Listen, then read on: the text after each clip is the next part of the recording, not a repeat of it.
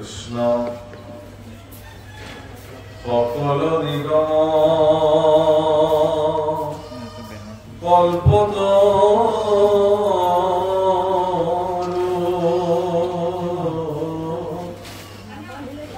তাৰ ফল ভাগবত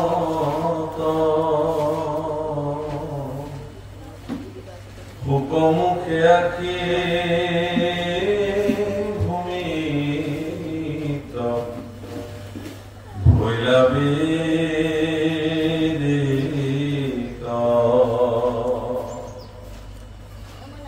ৰসত চতুৰ জিতু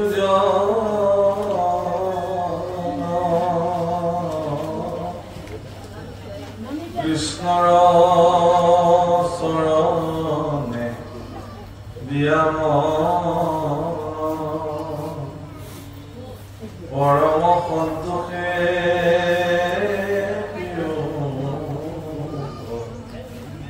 ৰসয়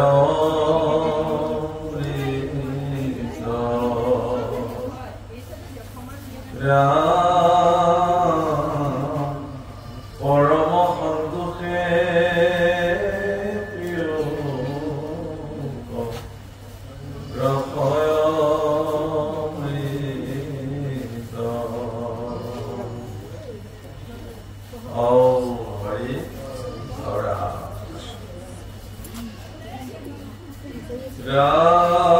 রাম ভগবন্ত নিজতে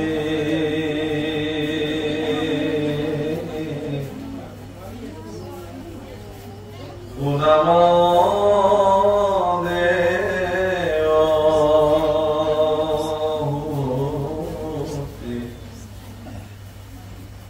এই ধ্যানে জিতু মুক্ত ভইলা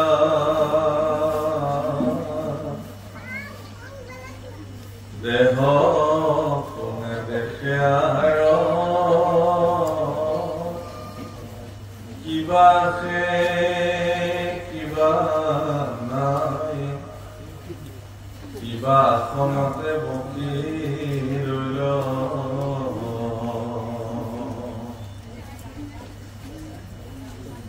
রাম যেন মধ্যে মাতুয়াল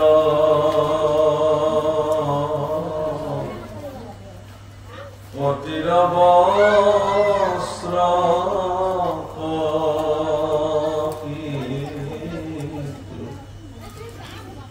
আছে নাই কোনো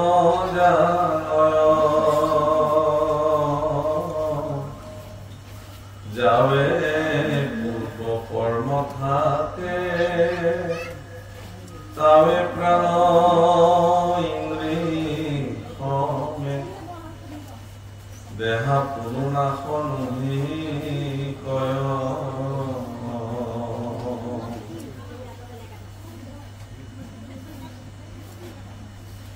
আর পাশে কর্ম নাশ হইলে ভৌতিক শরীর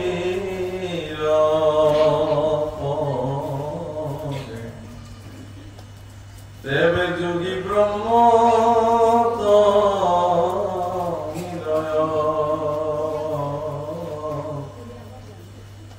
এরায়া সংসার দুঃখ লোভে ব্রহ্মানন্দ সুখ যেন জলে জল প্রবেশ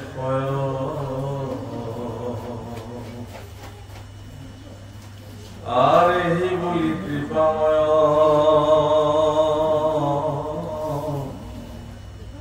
মনে রহিল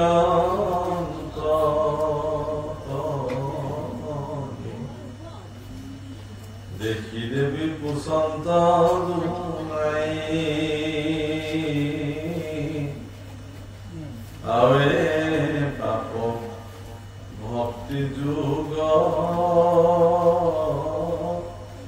বিস্তারে কহিও যেন মতে বুঝো অভিপ্রায়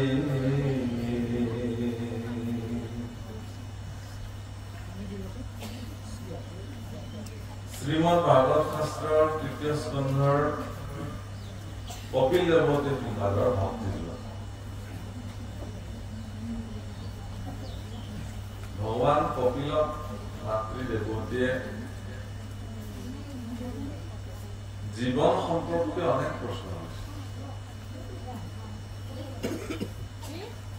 যি দেৱতীয়ে নিজৰ গৰ্ভতে ভগৱন্ত পুৰুষক জন্ম দিছে কপিল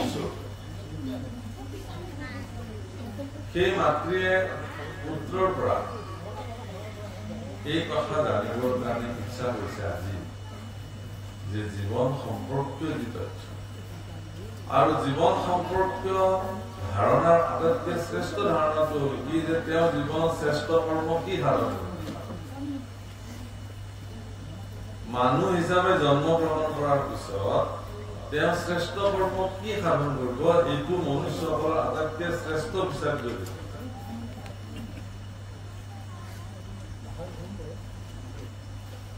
আপুনি আপোনাৰ জীৱনত যিমান যি কৰ্ম সাধন নকৰক কিয়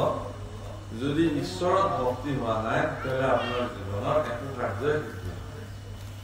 সেইকাৰণে ঈশ্বৰৰ প্ৰতি ভক্তি নিবেদন কৰা কাৰ্যকে জগতৰ সৰ্বশ্ৰেষ্ঠ কাৰ্য হিচাপে গ্ৰহণ কৰা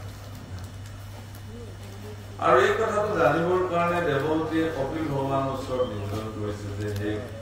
গুৰুদেৱ পুত্ৰ বুলি আৰু গণ্য কৰা নাই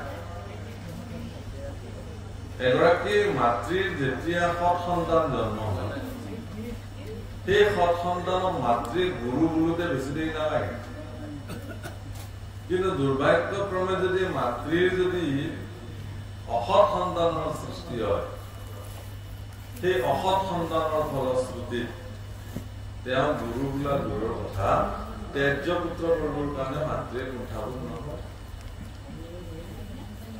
সৌভাগ্য আৰু দুৰ্ভাগ্য দুটা বস্তু সৌভাগ্য বোলে সংস্কাৰ আৰু সাধনাৰ বোলে মাতৃসকলে সৎ পুৰুষক জন্ম দিব পাৰে আৰু দুৰ্ভাগ্য বোলে অসৎ পুৰুষৰ জন্ম দেৱতীৰ জীৱনৰ পৰম সৌভাগ্য যে তেওঁ কপিলৰ নিচিনা এগৰাকী সুযোগ্য পুত্ৰক তেওঁ জন্ম দিলে আৰু যাৰ পৰা তেওঁ জীৱনৰ বিশদ বৰ্ণন শুনিব খুজিছে তেওঁ ইয়াৰ আগত কৈছে বুলি যে হে আই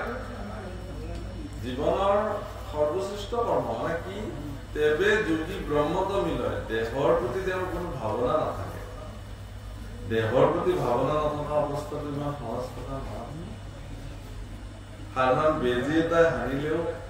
আমি গম পাওঁ কাঁইট এডাল সৰুকে সোমালেও আমি গম পাওঁ যেতিয়ালৈকে কাঁইটডাল শৰীৰৰ পৰা ওলাই নাযায় তেতিয়ালৈকে তাৰ যন্ত্ৰণাটো শৰীৰে অনুভৱ কৰি থাকে গতিকে শৰীৰক নুই কৰি ৰখিব পৰাটো ইমান সহজ কথা নহয় কিন্তু যোগীসকলে জ্ঞানমাৰ্গীসকলে তেওঁলোকে তেনেকুৱা অৱস্থাটো পাৰ থাকিব শৰীৰৰ প্ৰতি তেওঁলোকৰ কোনো ধ্যানেই নাথাকে এই ধৰণে মানুহ মুক্ত হয় কিন্তু দেৱাহুতিয়ে এই কথাটো জানি ভাবিছে যে এনেকুৱা দুষ্কাৰ্য কৰাটো সকলোৰ কাৰণতে সম্ভৱ নহয় গতিকে সহজলভ্য পন্থটো ভগৱানক পোৱাৰ এইটো হ'ল ভক্তিৰ দ্বাৰা ভগৱানৰ লগত যুক্ত হ'ব ভগৱন্ত ভক্তিযুক্ত পুৰুষৰ আত্মবোধ মানুহক প্ৰসাদে মিলয় কৃষ্ণৰ কৃপাত যে গোচৰ সংসাৰ হয় সেই মানে কিতাপ মহাপুৰুষে লিখিছে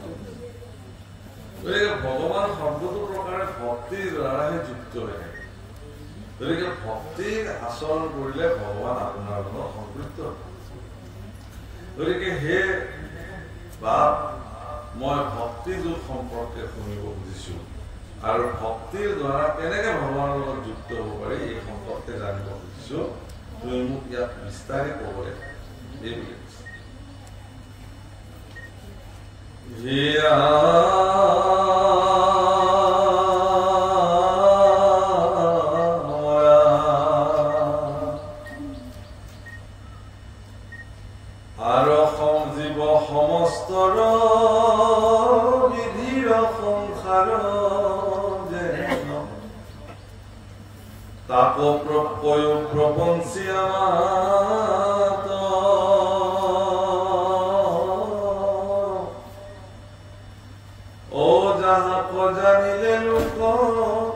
সমস্ত পাপ বিবেক সাক্ষাৎ জাত হন্তে হুয়া ভয় লোকে পুণ্য আচৰয় হেদকাল ঈশ্বৰৰ গতি কলিযুগ বিভাগীয়া যদি বাপ আছে দায়া শুনি মই থাকো সম্প্ৰতি বিধিৰ দ্বাৰা ৰচিত এই সংসাৰখন কিমানকে কি ধৰণে পৰিচালিত হৈ আছে মই এই কথা জানিব খুজিছো কোনে দেৱহূতি তাৰ পৰা পুত্ৰৰ পৰা আৰু পুত্ৰ স্বয়ং ভগৱান কপি এই সমস্ত কথাবোৰ প্ৰপঞ্চী কোৱা প্ৰপঞ্চী মানে বিস্তাৰিতভাৱে ক'ব লাগে মই বিস্তৃত ৰূপে এই কথা জানিব খুজিছো আৰু এই কথাবিলাক জানিলে কি হয় বুলি কৈছে ইয়াৰ পৰা লাভ কি ইয়াৰ পৰা লাভ এইটোৱে যে এই কথাবিলাক শ্ৰৱণ কৰিলে মানুহে সমস্ত পাপৰ পৰা মুক্ত হয় আমিতো কিমান পাপ কৰিছো জীৱনত তাৰ কোনো নাম পুণ্যৰ হিচাপটো নাই পাপৰ হিচাপ তাতকেও নাই জ্ঞাতে অজ্ঞাতে আমাৰ জীৱনত আমি কৰা কৰ্মসমূহৰ দ্বাৰা পাপো সম্পাদিত হৈছে পুণ্য সম্পাদিত হৈছে ভগৱানক পাবৰ কাৰণে বৈকুণ্ঠ প্ৰাপ্তিৰ কাৰণে আকৌ পাপৰ যেনেকে প্ৰয়োজন নাই পুণ্যৰো প্ৰয়োজন নাই বহুতে ভাবে পুণ্য কৰিলে মই ভগৱানক পাম পাপৰ যেনেকে প্ৰয়োজন নাই পুণ্যৰ প্ৰয়োজন নাই সেইকাৰণে যে পাপৰ ফলো ইয়াতে মানুহে ভোগ কৰিব আৰু পুণ্যৰ ফলো মানুহে ইয়াতে ভোগ কৰিব পাপ পুণ্যৰ ফল ভোগ কৰিবলৈ বেলেগ জেগা নাই ইয়াতে লোকে ভোগ কৰিব ভোগটো ইয়াতে হৈ যাব ঈশ্বৰ গতিকে যাক জানিলে সমস্তৰ পৰা মানুহ বিৰক্তি লাভ কৰে অৰ্থাৎ সেই কৃষ্ণ কথা সেই ভক্তিযুক্ত কথা মই জানিব খুজিছো আজি এই অজুহাততে আপোনালোকে এই কথাবোৰ জানিব পাৰিব শুনিব পাৰিব এইবোৰ শুনিলে আপোনালোকৰ কি হ'ব পৰম পুণ্য জগতত অৰ্জন হ'ব পাপসমূহ বিনাশ হ'ব হে ৰাম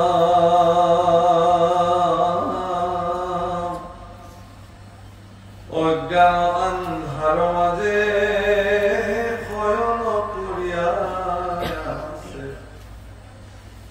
শ্ৰান্ত হুয়া জীৱ জগত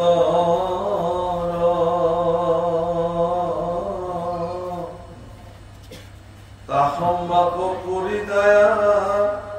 উদয় ভৈলা তুমি যোগ পন্থ প্ৰকাশ ভাস্কৰ কপিল ভগৱানক মাতৃয়ে সূৰ্যৰ লগত তুলনা কৰিছে যে তুমি সাক্ষাৎ সূৰ্য সেইকাৰণে যে সূৰ্য উদয় হৈ যোৱাৰ লগে লগে যেনেকে কাল ৰাত্ৰিৰ এন্ধাৰবোৰ বিনাশ হৈ যায় ঠিক তদ্ৰুপ আমাৰ মন আৰু মানসিকতাত থকা সমস্ত অজ্ঞান আন্ধাৰ তোমাৰ নিচিনা ভাস্কৰ তোমাৰ নিচিনা সূৰ্যৰ উদয়ে এইবোৰ বিনাশ কৰে গতিকে মই মাতৃ হিচাপে তোমাক নিবেদন কৰিছো যে আমাৰো মনত অজ্ঞান আন্ধাৰে আমাক বেৰি ৰাখিছে মহাপুৰুষ মাজতে দেখিছে অজ্ঞান আন্ধাৰে পৰিয়া পাৰ অজ্ঞান আন্ধাৰত অজ্ঞানতা শব্দটোৰ অৰ্থ হ'ল মায়া জ্ঞান মানে সত্য যিটো চূড়ান্ত সত্য জ্ঞান কি যে ঈশ্বৰে যে পৰম সত্য এই কথাটো যিদিনাখনে জানিব তেওঁই জ্ঞানী হ'ব আৰু ঈশ্বৰ সত্য বুলি নাজানি যদি বাস্তৱিক জগতৰ অন্যান্য দ্ৰব্য শৰীৰ বস্তু সম্পত্তি এইবিলাককে মানুহে যদি সঁচা বুলি ভাবিবলৈ লয় তেতিয়াহ'লে এইবিলাককে যেতিয়া সঁচা বুলি ভাবিবলৈ ল'ব তেতিয়া সেইটো অজ্ঞানতা অজ্ঞান আন্ধাৰতা মাতৃ দেৱতীয়ে কৈছে যে হে বা মোক অজ্ঞান আন্ধাৰৰ পৰা পোহৰলৈ লৈ যায়। অকল মোক বুলি নহয়, এই কথা যোনে শুনিব সকলো জীৱই অজ্ঞানতাৰ পৰা জ্ঞানৰ পোহৰলৈ লৈ যায়। ৰাম এতেকে জানিলো মই পাৰ সমস্ত উদ্ধাৰ কৰিয়া কৃপাময়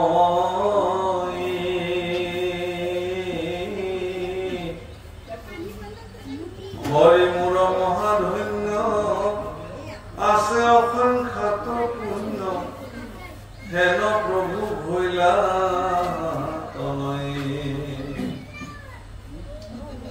হে ভগৱান, মোৰ কাৰণে এইটো পৰম সৌভাগ্য যে তোমাৰ নিচিনা পুত্ৰ মোৰ গৰ্ভত জন্ম আছে।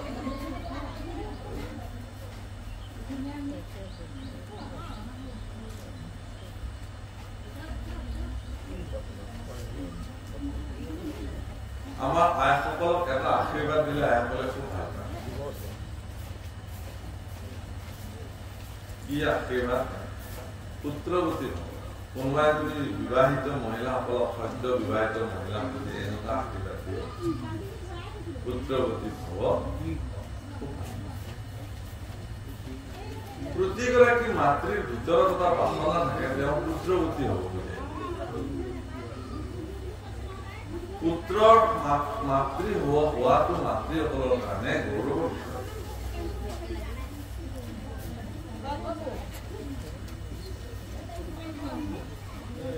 কিন্তু এগৰাকী পুত্ৰৱতী মাতৃ কেতিয়া হয়? প্ৰশ্ন। পুত্ৰ জন্ম দিলেই পুত্ৰৱতী হবনে? পুত্ৰ জন্ম দিলে সেই পুত্ৰ অধাচাৰী, অসৎ দুৰাচাৰী, সমাজত যাৰ কাৰণে কাৰো শান্তি নাই, এনেকুৱা এগৰাকী পুত্ৰৰ যদি কোনোবা মাতৃ হয় তেতিয়াহ'লে সেই মাতৃ পুত্ৰৱতী হব যায়।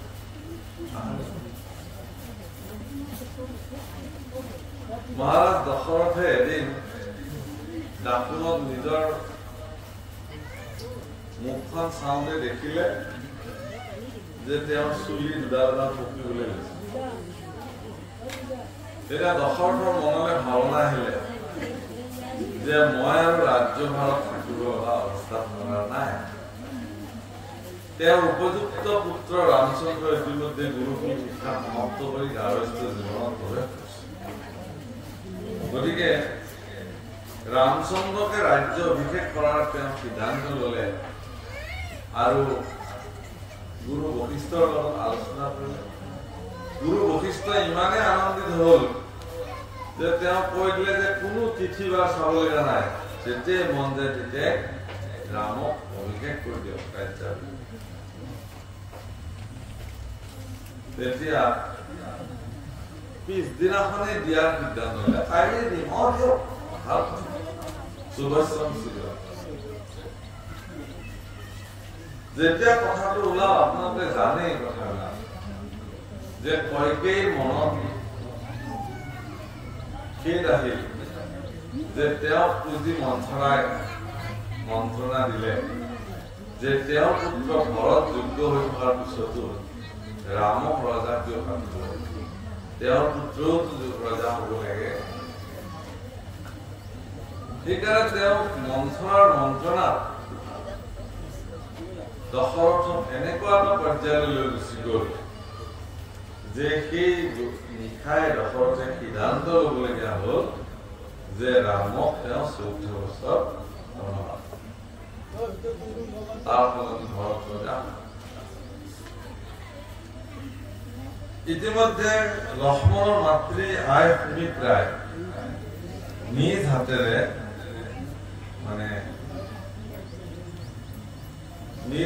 তেওঁ মাহ হালধি পিচি আছে। কিহৰ কাৰণে? যে 4জন পুত্ৰ, 4জনে ৰাজ্য অভিষেক হব, ৰাম ৰজা হব, বাকীবিলাক যুৱৰাজ হব।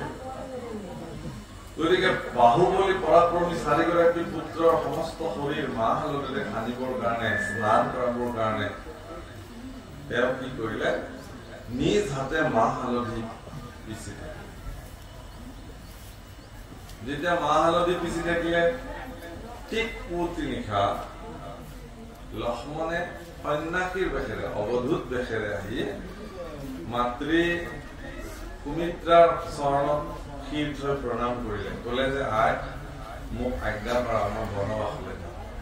সুমিত্ৰা আচৰিত পুৱতি নিশা অলপ পিছতে সূৰ্যোদয় হ'ব তাৰপিছতে 4জন ৰাজকুমাৰকে স্নান আদি সম্পাদন কৰা হ'ব পানী তুলি অনা হ'ব গা ধোৱা হ'ব তাৰপিছত ৰাজ্যাভিষেক পৰ্ব সম্পাদন হ'ব ইতিমধ্যে অযোধ্যা নগৰী আনন্দত গোটেই নিশা পোৱাই নাই চবে আনন্দত নাচ গান কৰিছে ৰাম ৰজা হ'ব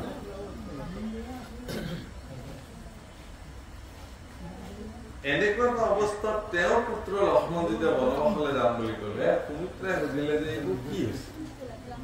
তুমি কিয় যাব বনবাসলৈ তোমাৰতো অভিষেক হ'ব বোলে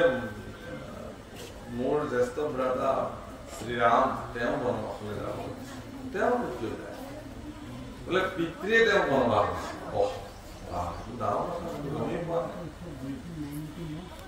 সঁচাকে খবৰ ললে বোলে ৰাজজ্ঞটো আৰু কোনেও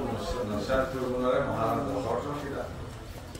বোলে তোমাকো বনবাস দিছে নেকি বোলে মোক দিয়া নাই মই কিন্তু প্ৰভু ৰামচন্দ্ৰৰ দেহৰক্ষী হিচাপে যাব খুজিছো যাতে শ্ৰী ৰামচন্দ্ৰক কোনেও ক্ষতি কৰিব নোৱাৰে তাৰ পূৰ্ণাংগ মানে নিৰাপত্তাৰ ব্যৱস্থা হাতত লৈ মই অৰণ্যলৈ যাব তাৰ দাদাৰ লগত যিটো বৌ যাব ওলাইছে এতিয়া কথাটো হৈছে কি সুমিত্ৰাই তেতিয়া এটা শব্দ কৈছে ৰামায়ণত যিটো শব্দ উঠে আছে মই প্ৰাসংগিকতা আনিছো যে হে বাচা আজি মই পুত্ৰৱতী হম শব্দ আজিহে মই পুত্ৰৱতী হম অৰ্থাৎ ইমান দিনে মোৰ পুত্ৰ আছিল যদিও মই পুত্ৰৱতী হোৱা নাছিলো কিন্তু ৰামৰ সেৱাত নিজকে সমৰ্পিত কৰিবলৈ যে তোমাৰ মানসিকতাৰ সৃষ্টি যে সেইকাৰণে আজিৰ পৰা মই গৰ্ব অনুভৱ কৰিছো যে সঁচাকে মই পুত্ৰ জন্ম দি মোৰ ধন্য অৰ্থাৎ আপোনাৰ সতী সন্ততি যিদিনাখন ঈশ্বৰৰ সেৱাত সমৰ্পিত হ'ব সিদিনাখনে আপুনি পুত্ৰৱতী হ'ব অৰ্থাৎ আপোনাৰ সন্তান সন্ততিক যদি আপুনি ভগৱানৰ চৰণত সমৰ্পিত কৰিব নোৱাৰে তেতিয়া আপোনালোক পুত্ৰ জন্ম হোৱাৰ পিছতো আপোনাৰ পুত্ৰৱতী বুলি কোৱা নহয় দেৱহতী পুত্ৰৱতী কাৰণ কপিলৰ নিচিনা এগৰাকী পুত্ৰ তেওঁ জন্ম হৈছে যাৰ শ্ৰীমুখে ভগৱত কথা শ্ৰৱণ কৰি তেওঁৰ জীৱন ধন্য হৈছে তেওঁ কৈছে যে তুমি সূৰ্য আৰু তুমি আমাৰ অজ্ঞান আন্ধাৰ দূৰ কৰিবা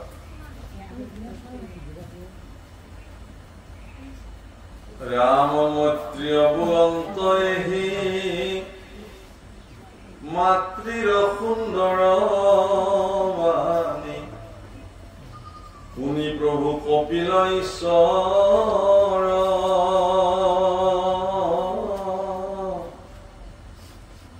কৃপাই পীড়িত হুয়া মাতৃগন্ত প্ৰশংসিয়া কুশলক চিন্তিয়া লোকৰ কৃপাই পীড়িত হুয়া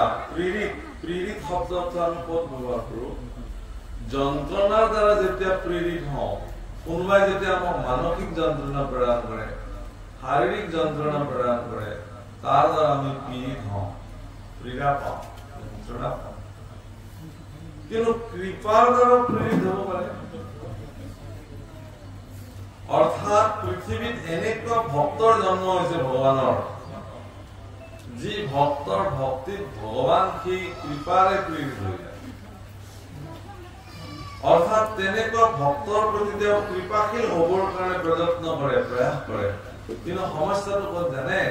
ভক্তসকলে তেনেকুৱা ভক্তসকলে ভগৱানৰ পৰা একো কৃপা নিবিচাৰে নালাগে প্ৰভু একোৱে দিব নালাগে কিবা এটা পোৱাৰ অজুহাতত মই তোমাক ভক্তি কৰা নাই কিবা এটা তোমাৰ পৰা বিচাৰি পেলাইহে যে তোমাক মই ভক্তি কৰিছো এনে কথা নহয় মোক একোৱে নালাগে মই কেৱল তোমাক ভক্তি সাধন কৰিছো আৰু এই প্ৰেমটো ভগৱানৰ প্ৰতি থকা এই প্ৰেমটো কি বুলি কৈছে অহৈতু কি প্ৰেম বুলি কৈছে কোনো হেতুবিহীন কাৰণ নোহোৱাকে ভগৱানক ভাল পোৱা আৰু ইয়াৰ সফল আৰু শ্ৰেষ্ঠতম ভক্তসকল কোন গোপীসকল গোপীবিলাকক ভগৱানে কি লাগে আমাৰ একোৱে নালাগে আমাক কেৱল তোমাক লাগে তোমাৰ চৰণৰ দাসী হ'ব খোজো আমি তোমাৰ চৰণ ব্যতিৰেকে আমাক আৰু জগতত বেলেগ বস্তুৰ প্ৰয়োজন প্ৰভুসকল শৰণাগতিৰ 6টা স্তৰ আছে শৰণাগতি এজন ব্যক্তি হ'বৰ কাৰণে 6টা স্তৰ তেওঁ পাৰ অতিক্ৰম কৰিব লাগে আচাৰ্যসকলে এইবিলাক কথা শৰণাগত হেৰিসকলক অধিকাৰসকলে গোসাঁইশ্বৰসকলে শৰণ আচাৰ্যসকলে শৰণ প্ৰাৰ্থীসকলক এইবোৰ কথা ক'ব লাগে তাৰে প্ৰথম স্তৰটো মই আজি জনাই থওঁ আৰু এইটো আটাইতকৈ ডাঙৰ প্ৰথম স্তৰটো হ'ল কি যে হে ভগৱান তেওঁ প্ৰাৰ্থনা কৰিব লাগে শৰণ প্ৰাৰ্থীয়ে যে মোক তুমি শৰণ প্ৰদান কৰা মই তোমাৰ অনুকূলে থাকিব খুজিছো এইটো প্ৰথম সংকল্প শৰণ লোৱাৰ আগত আপুনি সংকল্প ল'বই লাগিব ভগৱানৰ প্ৰতি এনে আৰু কোনোবাই কৈছে শৰণ ল'ব লাগে চবে কৈছে লৈ থৈ দিম আৰু এনেকুৱাকে শৰণ ল'ব আপুনি নোৱাৰে আৰু এনেকুৱা শৰণৰ কোনো আজিৰ জগতত একো মূল্য আপুনি সংকল্প ল'ব লাগিব কি বুলি যে হে ভগৱান মই তোমাৰ অনুকূলে থাকিব খোজো অৰ্থাৎ ভগৱানৰ অনুকূলে থকাটো মানে কি বুজায় ভগৱানে যি যেনে ধৰণে বিচাৰিছে আপুনি তেনেধৰণে এজন মালিকে যেতিয়া চাকৰ ৰাখে সেই চাকৰজন যদি মালিকৰ অনুকূলে নাথাকে তেতিয়াহ'লে মালিকে তেওঁ বেছি দিন নাৰাখে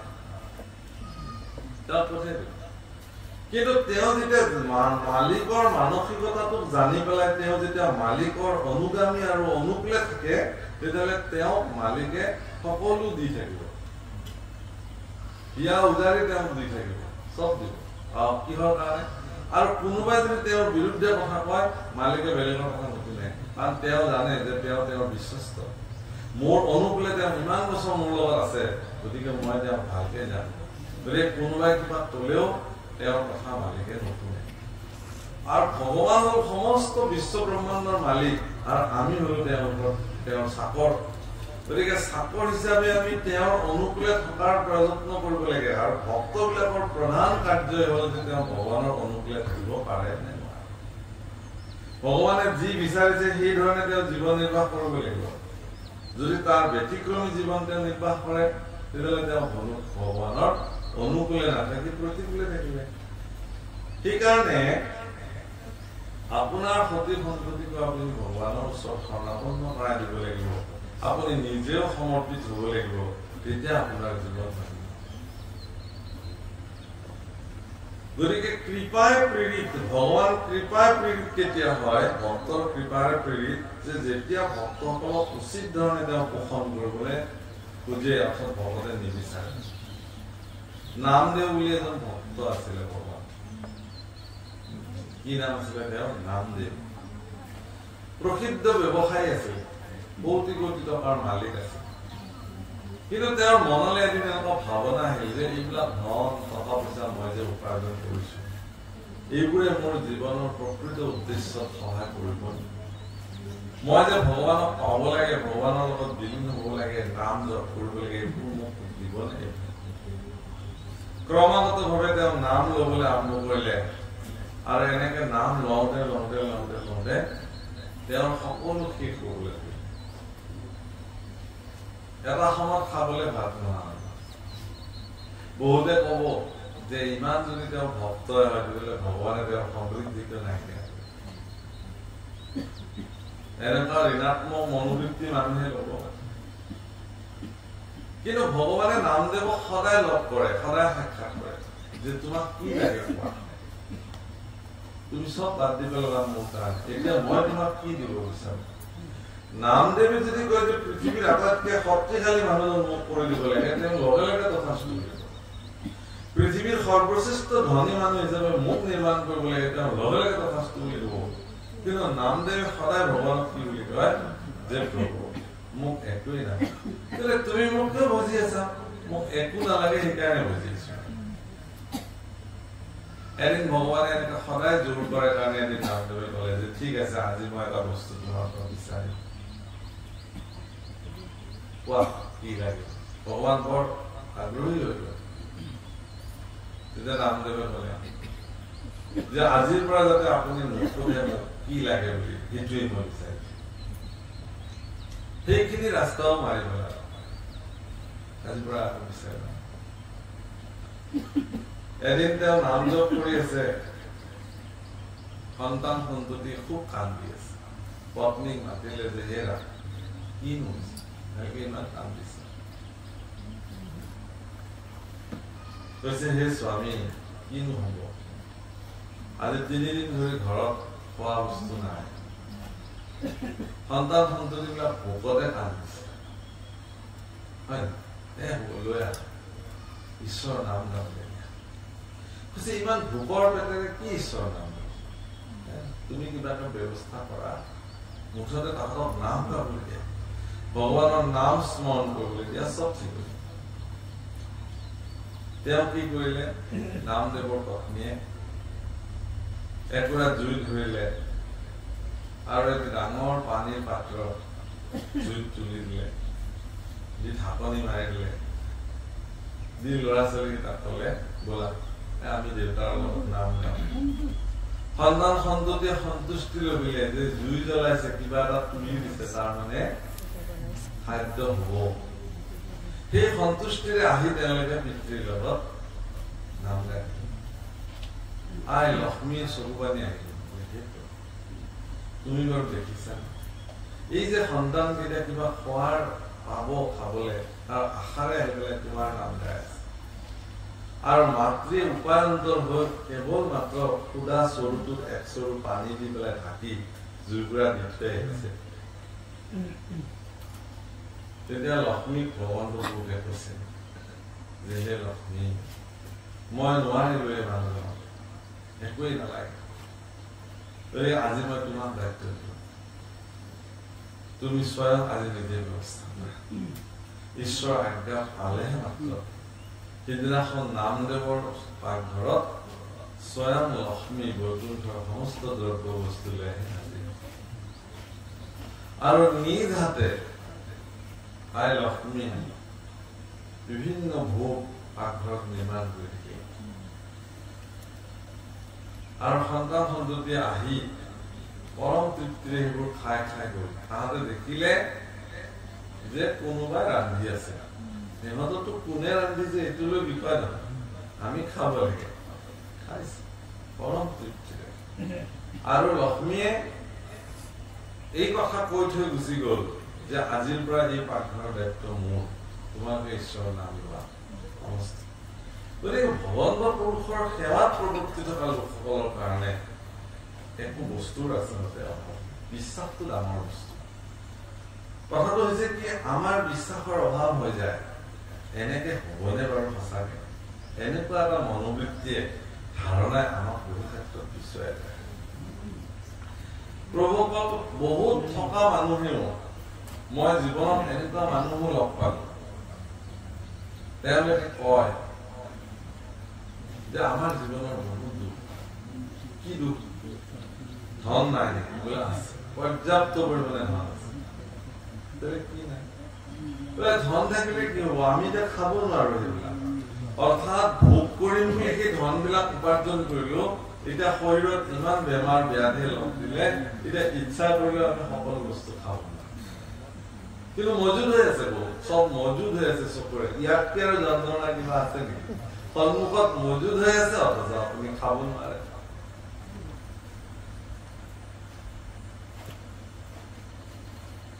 ধন্য হে হৰি,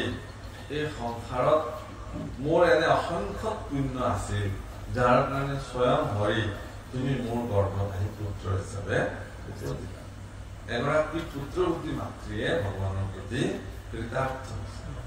প্ৰত্যেকগৰাকী মাতৃয়ে যদি নিজৰ সংস্কাৰৰ বলৰ দ্বাৰা তেওঁলোকৰ কোষত গৰ্ভত জন্ম হোৱা সন্তান সন্ততি যদি ঈশ্বৰ তুল্য কৰিব পাৰে, তেতিয়াহ'লে পৃথিৱীখন এনেই ধন্য হৈ যাব, পৃথিৱীখন এনেই সুন্দৰ হৈ যাব। ইয়াত মানুহে খাব নাপায় আৰু কোনো নমৰে, বহুত থকাজনে নথকাজনক এনেই দি থৈ গৈছিল, আমাৰ আছে আপোনালোকে খাওক। এক সুন্দৰ বাতাবৰণ পৃথিৱীত নিৰ্মাণ। কিন্তু এতিয়া আমি আমাৰ সন্তান সন্ততিবিলাক এনেকুৱা এটা যান্ত্ৰিক শিক্ষা পদ্ধতিৰ দ্বাৰা আমি তেওঁলোকক শিক্ষিত কৰিলো তেওঁলোকে কেৱল নিজৰটোৰ বাহিৰে বেলেগ কথা আৰু নাই কেৱল মোৰ হ'ব লাগে মই খাব পাৰো নোৱাৰো মজুত প্ৰভুক কৰোণা কালত আপোনালোকে দেখিছিলে এটা ভয়ংকৰ কাল আমি বিলাকে অতিবাহিত কৰিছো বৃদ্ধ হলে আমি ক'ব পাৰিম এটা সময় যে এনেকুৱা দিন এটা আমি দেখিছো যিটো দিন হয়তো কোনেও আৰু নেদেখে কেতিয়াও পৃথিৱী এনেকুৱা দিন কোনেও নেদেখে এনেকুৱা আতংকৰ সৃষ্টি হ'ল যে নিজৰ ঘৰৰ গেটখনো এতিয়া চুবলৈ ভয় লগা তলাটো চৰাই চিৰিকটি বিলাকে আমি দেখিছো আমাৰ ল'ৰা ছোৱালীবিলাকে খিৰিকী খুলি ঘৰৰ ভিতৰৰ পৰা বাহিৰ ফালে চাই থাকে চৰাই চিৰিকটি বিলাক উৰি উৰি ফুৰে জীৱ জন্তু বিলাক বাহিৰত ঘূৰি ফুৰে এনেকুৱা বোধ হ'ল যে আচলতে আমিহে এতিয়া বন্দী চিৰিয়াখানাত বন্দী কৰে আৰু তেওঁলোক মুক্ত আমি মানুহবিলাক যেন চিৰিয়াখানাৰ এটা জন্তু আৰু তেওঁলোক মুক্ত খিৰিকী মানুহে এদিন বজাৰ খুলি দিলে অলপ সময়ৰ কাৰণে বজাৰ কৰিব লাগিব আলু বেপাৰীয়ে 50 কিলোৰ বেগ এটা আনি খুলিছে মোৰ বাস্তৱ অভিজ্ঞতা আৰু লাইন হৈছে মোটামুটি 100-150 মান শাৰী পাতিছে তাকো ডিষ্টেঞ্চত সকলোৰে আশা কি যে আমিও কেইটামান হলেও আলু নিব পাৰিম কিন্তু সন্মুখত থিয় হোৱা এজন মানুহে কৈছে গোটেই বেগটো কিমান লাগিব কম তেওঁ পিছফালৰ শাৰীটোলে তেওঁ চাবলগীয়া সময় নাই তেওঁ ইমানেই স্বাৰ্থপৰ যে কোনোবাই খাওক নাখাওক মই বেগটো 2000 টকা দিব লাগে মই দিম 1000 টকা দিব লাগে বেগটো মই লৈ যাম আচ্ছা এয়া মানুহৰ কেনেকুৱা মনোবৃত্তি ভাবকচোন তেওঁতো ভাবিব লাগিছিল এইটো কথা যে মোৰ পৰিয়ালটোৰ মই যেনেকে মোৰ পৰিয়ালটোৰ কাৰণে আজি ইয়াত লাইনত থিয় হৈছো মোৰ পিছফালে 100জন মানুহে 100টা পৰিয়ালৰ কাৰণে ৰৈ আছে কি মনোবৃত্তিত বাৰু তেওঁ গোটেই আলু বস্তা কিমান লাগিব বুলি কৈছে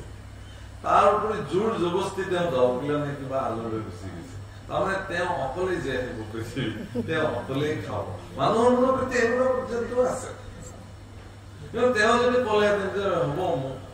কেইদিনমান যি চলিব 2-1 কিলো দিয়ক আৰু তাকে খাম আৰু তাত ইমান মানুহ চবেই পাব তাৰে এইবোৰ হ'ল যান্ত্ৰিক শিক্ষাৰ প্ৰভাৱ তেওঁলোকে কেৱল স্বাৰ্থপৰ নিজৰ বাহিৰে বেলেগৰ কথা পৃথিৱীত তেওঁলোকে ভাবিব কিন্তু আমাৰ আধ্যাত্মিক জগতখনে মানুহক যেতিয়া আধ্যাত্মিক শিক্ষাৰ এজন ব্যক্তি শিক্ষিত হ'ব তেওঁৰ কিন্তু এনেকুৱা মনোবৃত্তি আপুনি নেপায় তেওঁ জগতৰ কল্যাণৰ কাৰণে আনকি তেওঁ ভগৱানৰ ওচৰত প্ৰাৰ্থনা কৰিলেও তেওঁ নিজৰ কাৰণে প্ৰাৰ্থনা নকৰে তেওঁ কি বুলি প্ৰাৰ্থনা কৰিব যে হে ভগৱান सर्वे भवन्तु सुखिनः सर्वे सन्तु निरामया सर्वे भद्राणि पश्यन्तु मा कश्चित् दुःखं সকলো সুখী হৈ থাকক সকলো নিৰোগী হৈ থাকক নিজৰটো কোৱাই নাই আৰু অথচ নিজৰটো নকলেও যিজন ব্যক্তিয়ে জাগতিক জগতৰ সকলো কাৰণে প্ৰাৰ্থনা কৰিব পাৰে তেওঁৰ কাৰণে কি ভগৱানে একো নকৰিব বুলি ভাবিছে গতিকে ভগৱানৰ কুশল লোকৰ কুশল চিন্তি তেওঁ মাত মাতিলে কোনে ভগৱান কপিলে জগতৰ কল্যাণ চিন্তি মাকে সোধা প্ৰশ্নৰ উত্তৰ দিবলৈ গৈ জগতৰ কল্যাণৰ কাৰণে চিন্তা কৰে যে এই প্ৰশ্নৰ উত্তৰ মই এনেকে দিম যাতে সমস্ত জগতৰ কল্যাণ হয়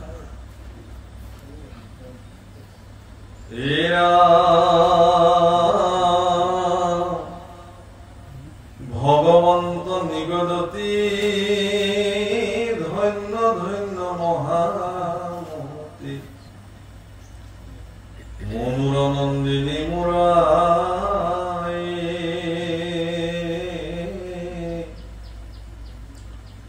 ভালো তো যুগ হইল মতি সংসারত লীলাতি তুষ্ট হইল দেখি তো যুভাও হে মনুর নন্দিনী আয় মোর তোমার এনেকুৱা উৎকৃষ্ট ভাৱনা দেখি মই বৰ সন্তুষ্টি কাৰণ তুমি যিভা প্ৰশ্ন নিবেদন কৰিলা এই প্ৰশ্ন অকল তোমাৰ কাৰণে এটা নহয় সমস্ত জীৱ জগতৰ কাৰণে ইয়াক প্ৰয়োজন আছে বিশেষত মনুষ্য প্ৰত্যেকজন মানুহৰ কাৰণে ইয়াক প্ৰয়োজন আছে কেনেকৈ ভক্তি সাধন কৰি ভগৱানৰ কৃপাৰে ধন্য গতিকে মই তোমাক এই সম্পৰ্কে কওঁ ৰাম শুনিও ভাবিনিয়াৱে প্ৰশ্নৰ উত্তৰ দিও ভক্তি পুনঃ বহুবিধ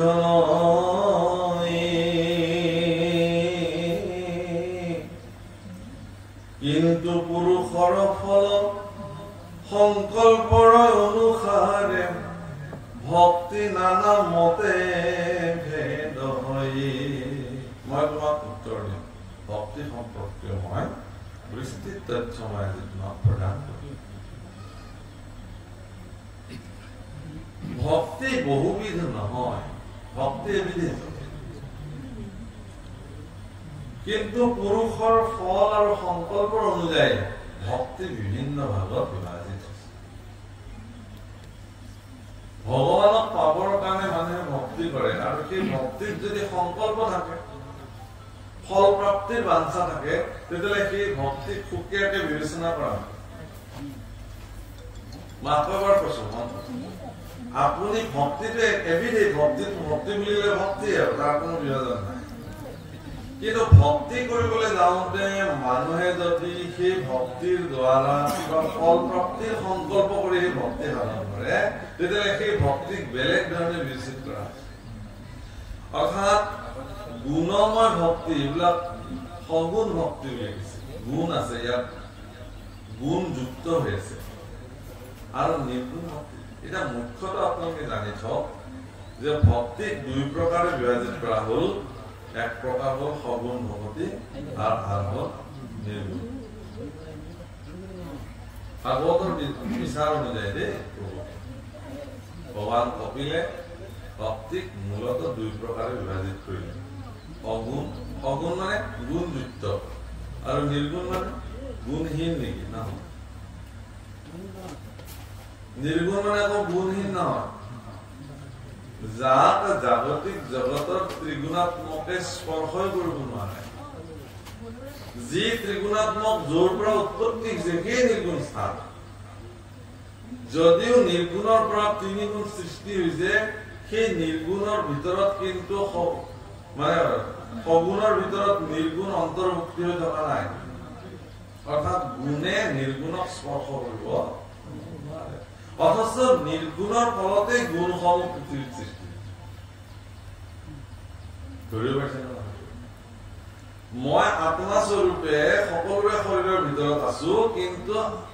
মোৰ লগত শৰীৰৰ কোনো সম্বন্ধ বুজিছেনে এই দেহটোতে আত্মা বিদ্যমান হৈ আছে কিন্তু এই দেহটোৰ লগত আত্মাৰ কোনো প্ৰত্যক্ষ সম্পৰ্ক নাই মাত্ৰ ইয়াক চেতন কৰি ৰাখিবৰ কাৰণে তেওঁ বহি আছে আৰু যিদিনাখনে তেওঁ বুজি যাব এই শৰীৰটো জোৰে শৰীৰ য'তে যেনেকে তেনেকে পৰি থাকে তাৰ কোনো চৈতন্যতা মানুহে তেতিয়া কি বুলি কব যে তেওঁ আৰু নাই গ'ল আচলতে তেওঁ গ'ল মানে আচল জনাই গ'ল যিজনা আছিল ইয়াত বহি পেলাই থকাৰ কাৰণেহে তেওঁ চৈতন্য হৈ আছিলে এতিয়া তেওঁ নাই গতিকে আৰু এওঁক লৈ খন্দা খন্দা কৰি লাভ নাই আৰু বোলে উভতি নাহে এবাৰ গ'ল মানে ইয়াৰ কেতিয়াও উভতি নাহে গতিকে এতিয়া এই শৰীৰটোৰ কি ব্যৱস্থা হ'ব বোলে এইটো আৰু শৰীৰে নহয় আৰু ইয়াৰ ই জড় পদাৰ্থ এতিয়া বাঁহ কাঠৰ লগত সমান কৰি জ্বলাই চাই কৰি দিব লাগে ইয়াৰ ৰাখি থৈ দিলে নষ্ট হৈ যি শৰীৰটো তেওঁ বহি আছে অথচ শৰীৰৰ লগত তেওঁৰ কোনো সম্বন্ধ নাই অথচ তেওঁ যোৱাৰ লগে লগে শৰীৰটোৰে অৱস্থা কেনেকুৱা আচৰিত কথা যি গুণসমূহ জগতত গুণ হিচাপে প্ৰৱৰ্তি আছে তাৰ স্ৰষ্টা নিৰ্গুণ কিন্তু নিৰ্গুণৰ লগত এই গুণৰ আকৌ কোনো বিশেষ সম্বন্ধ নাই গুণে নিৰ্গুণক স্পৰ্শ কৰিব তাৰ স্থান গতিকে যিসকলে সগুণ ভক্তি কৰিছে নিৰ্গুণ ভক্তিক তেওঁলোকে স্পৰ্শই কৰিব নোৱাৰে অথচ সেই নিৰ্গুণ ভক্তিৰ পৰাই সগুণ ভক্তিসমূহৰ সৃষ্টি হৈছে প্ৰথমতেতো নিৰ্গুণেই আছিলে ভগৱানক বুজিব লাগে কিন্তু সংকল্প আহি গ'ল নহয় যে মোক অমুক লাগে বুলি ভাবাৰ লগে লগে সেইটো লগে লগে এতিয়া সেই ভাৱনাটো কি কেনেকুৱা স্তৰৰ ভাৱনা মানে সত্যগুণী ভাৱনা নে ৰজগুণী ভাৱনা নে তমগুণী ভাৱনা যদি সত্যগুণী ভাৱনাৰে ভক্তি কৰিলে তেতিয়াহ'লে এইটো সদ্গুণী ভক্তি আকৌ যদি তেওঁ ৰজগুণৰ ভাৱনাৰে ভক্তি কৰিলে তেতিয়াহ'লে সেইটো ৰজগুণযুক্ত ভক্তি আৰু যদি তামসিক ভাৱনাৰে কৰিছে তামসিক ভক্তি গতিকে গুণময় ভক্তিসমূহৰ ভিতৰত তিনি প্ৰকাৰৰ ভক্তি গুণযুক্ত ভক্তি ভক্তি সাত্বিক ভক্তি ৰাজসিক ভক্তি আৰু তামসিক এইবিলাক কি ভক্তি বোলে সগুণ ভক্তি আৰু এইবিলাক কেনেকে নিৰ্মাণ হয় সংকল্প অনুযায়ী সংকল্পবিলাক চাব কেনেকুৱা সংকল্প মানে ভক্তি ৰাম পৰক মাৰিবে প্ৰতি মনত সংকল্প কৰে দম্ভ বামক্ষৰয় আতিশয় এই মতে ভক্তি মুত কৰিলে তামস হয়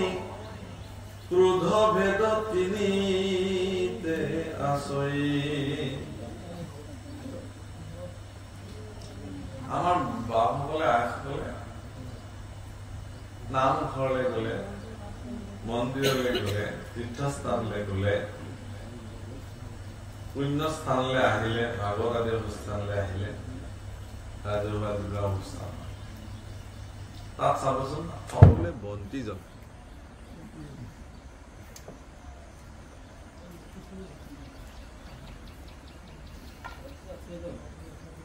লাইন আছে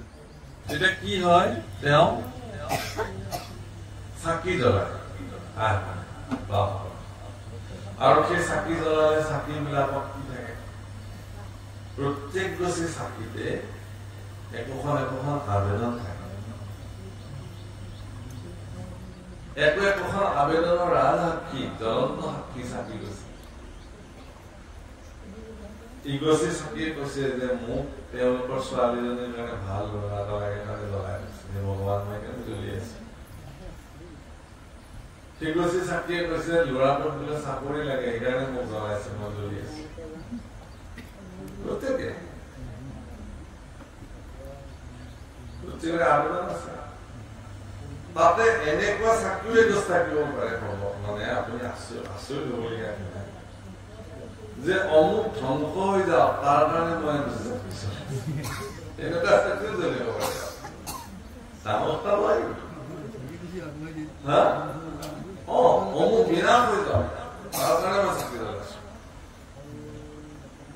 পৰক মাৰিব প্ৰতি মনত সংকল্প কৰে দম্ভ মৎসৰাতি যদি এনেকুৱা ভাৱনাৰে কোনোবাই ভক্তি সাধন কৰিছে ক্ৰোধ ভেদ অহংকাৰ এইবিলাকত যুক্ত হৈ আছে তেওঁ এইবিলাকক তামসিক ভক্তি বুলিছে তামসিক ভক্তি আনক মাৰিবৰ কাৰণে ভগৱানক প্ৰাৰ্থনা কৰে আমি সৰ্বদা আনৰ মংগলৰ কাৰণে সৰ্বদা প্ৰাৰ্থনা কৰিব লাগে যে হে ভগৱান তেওঁ মংগল কৰা কাৰোবাৰ যদি দুখ হৈছে সেই দুখখিনি হৰণ কৰিবৰ কাৰণে আপুনি গৈ চাকি জ্বলাই দিয়ক যে হে প্ৰভু মোৰ ওচৰৰে এঘৰ মানুহ অমুক তেওঁলোকৰ পৰিয়ালত বৰ অশান্তি হৈছে দুখ হৈছে মই তেওঁলোকৰ হৈ তোমাৰ ওচৰত নিবেদন কৰিছো এই চাকি গছি জ্বলালো যাতে তেওঁলোকৰ মংগল কাম হয় এইটো আটাইতকৈ উত্তম প্ৰাৰ্থনা আপুনি নিজৰ কথা নাভাবিব কাৰোবাৰ মংগলৰ কাৰণে আপুনি প্ৰাৰ্থনা কৰিব পাৰে ভগৱান ইয়াত তেওঁৰ মহৎ এনেকুৱা চাকিও তাত জ্বলিব পাৰে যে হে ভগৱান মোৰ যোগ্যতাতকৈ তুমি মোক বেছিকে দিছা মোক আৰু একো নালাগে তোমাৰ প্ৰতি কৃতজ্ঞতাৰে মই গৈছে চাকি জ্বলাইছো এই গৈছে আৰু উত্তম এই গৈছে আৰু উত্তম পৰক মাৰিবে প্ৰতি মনত সংকল্প কৰে দম্ভ বা মৎসৰাতি হয় মৎসৰ পৰশ্ৰীকাত আনৰ ভাল দেখিব নোৱাৰে ঈৰ্ষা প্ৰায় গতিকে কাৰোবাৰ ক্ষতি হওক কাৰোবাৰ মৃত্যু হওক কাৰোবাৰ ধ্বংস হওক এনেকুৱা মনোবৃত্তিৰে চাকি কোনে জ্বলাব পাৰে যাৰ মাৎসৰ্য দুৰ্গুণেৰে তেওঁ মানে ভৰপূৰ হৈ আছে ঈৰ্ষা গুণে মানে দুৰ্গুণেৰে যাৰ কাৰোবাৰ উন্নতি দেখিছে তেওঁ সহ্য হোৱা নাই কাৰোবাৰ ল'ৰা ছোৱালীৰ ভাল হৈছে তাকে তেওঁ পঢ়িব পৰা নাই সেইকাৰণে তেওঁ ভগৱানক প্ৰাৰ্থনা কৰিছে যে প্ৰভু তেওঁলোকৰো কিবা এটা ক্ষতি কৰি দিয়া গতিকে এই দম্ভ বা মৎসৰযুক্ত ভাৱে কোনোবাই যদি ভক্তি সাধন কৰিছে সেয়াই মাকৰ আগত কৈছে কবি যে হে মাতৃ এইবিলাকক তামসিক ভক্তি কৰিছে ইয়াক আকৌ তিনিটা ভাগ আছে উত্তম তামসিক মধ্যম তামসিক আৰু অধম তামসিক বা প্ৰাকৃত ৰাম এহিম ৰাম বিষয়ত কৰি আশা যশ বা ঐশ্বৰ্য প্ৰতিমাত মোহক পূজয় তিনিও প্ৰকাৰ ইটো ৰাজস ভকতি মাত্ৰ তজু আগে কহিলো নিশ্চয় কিছুমান ব্যক্তি আছে ঘৰতে ভগৱানৰ দিব্য মূৰ্তি প্ৰতিষ্ঠা কৰি ৰাখি নিত্য পূজা সেৱা সমস্ত কৰে এইটো আকৌ কৰিবলৈ ইমান সহজ নহয় বহুত টকা পইচা থাকিব লাগিব সকলোৱে কাম কৰিব নোৱাৰে কাৰণ যি ধৰণৰ দেৱতা আনি তেওঁ বহুৱাই ৰাখিছে মূৰ্তি তেওঁ সেই ধৰণৰ নিত্য পূজা বিধিবত পূজা কৰিব লাগিব তাৰ কাৰণে কোনোবা এজন পুৰোহিতক তেওঁ হেৰি দিব লাগিব নিয়োগ কৰিব লাগিব তেনেকুৱা ব্যক্তিক তেওঁ ৰাখিব লাগিব দ্ৰব্য বস্তু নিত্য যিবিলাক তাত প্ৰয়োজন হ'ব সকলো তেওঁ দৈনন্দিন যোগান ধৰিব লাগিব এদিন যদি নিদিয়ে দেৱতা ৰুক্ষ হৈ যাব তেওঁ গতিকে এই ধৰণৰ প্ৰতিমা আনি পূজন আদি কৰি কিছু সংখ্যকে কি কৰে সেইবোৰ পূজা পাতল কৰি নিজৰ যশস্যা আৰু শ্ৰীবৃদ্ধিৰ কাৰণে ভগৱানক প্ৰাৰ্থনা তেওঁলোকৰ বেলেগৰ লগত সম্পৰ্ক নাই তেওঁলোকে কেৱল নিজৰ বিলাক যে মোৰ যশস্যা বৃদ্ধি হ'ব লাগে মোৰ পৰিয়ালটোৰ যশস্যা কৃতিত্ব বৃদ্ধি হ'ব লাগে মোৰ ভঁৰালত ধান ভৰি থাকিব লাগে মোৰ পথাৰত ধান হ'ব লাগে মোৰ ব্যৱসায়ত উন্নতি হ'ব লাগে মোৰ বেংকৰ বেলেঞ্চ বাঢ়িব লাগে বাকী মোৰ কাষৰ মানুহবোৰে খাইছে নাখাইছে মোৰ তাৰ লগত কথা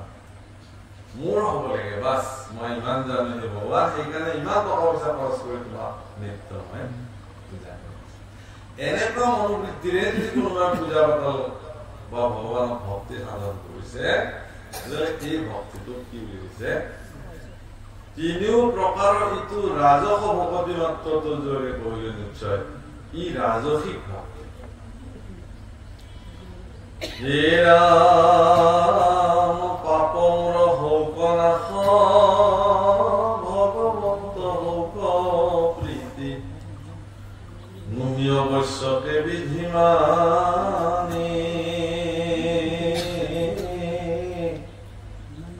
ই তিনি প্ৰকাৰে ভক্তি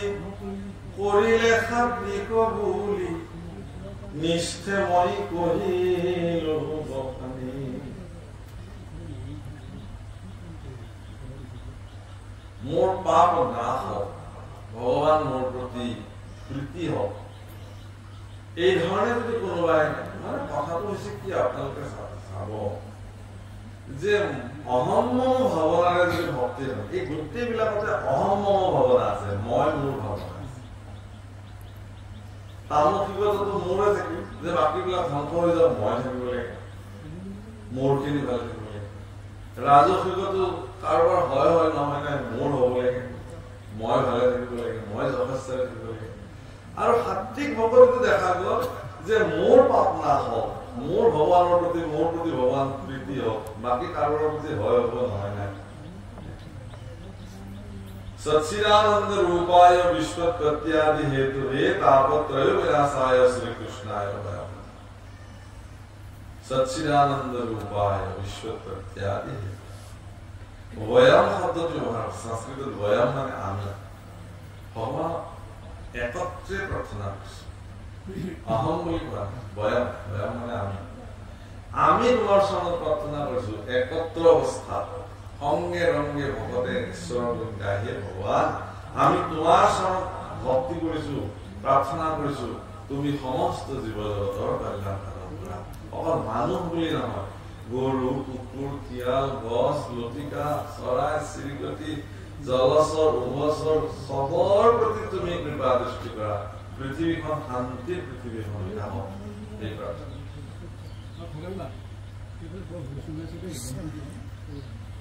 গতিকে এই ধৰণে যদি কোনোবাই ভক্তি কৰিছে এইটো সাত্বিক ভকতি বুলি কৈছে কিন্তু ইও সবন ভকতি হীৰা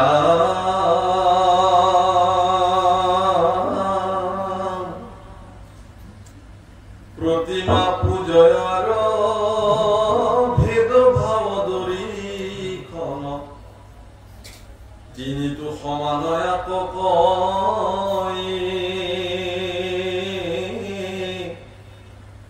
উত্তম মধ্যম ক্ৰমে তামসাদি ভক্তি মাজে তিনি তিনি মতে ভেদ হয় এই ধৰণে প্ৰত্যেক ভক্তিয়ে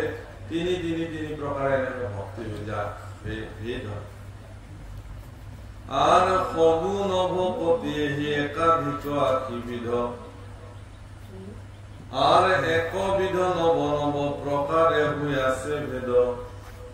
তাক বুঝিবা হাদিয়া মতি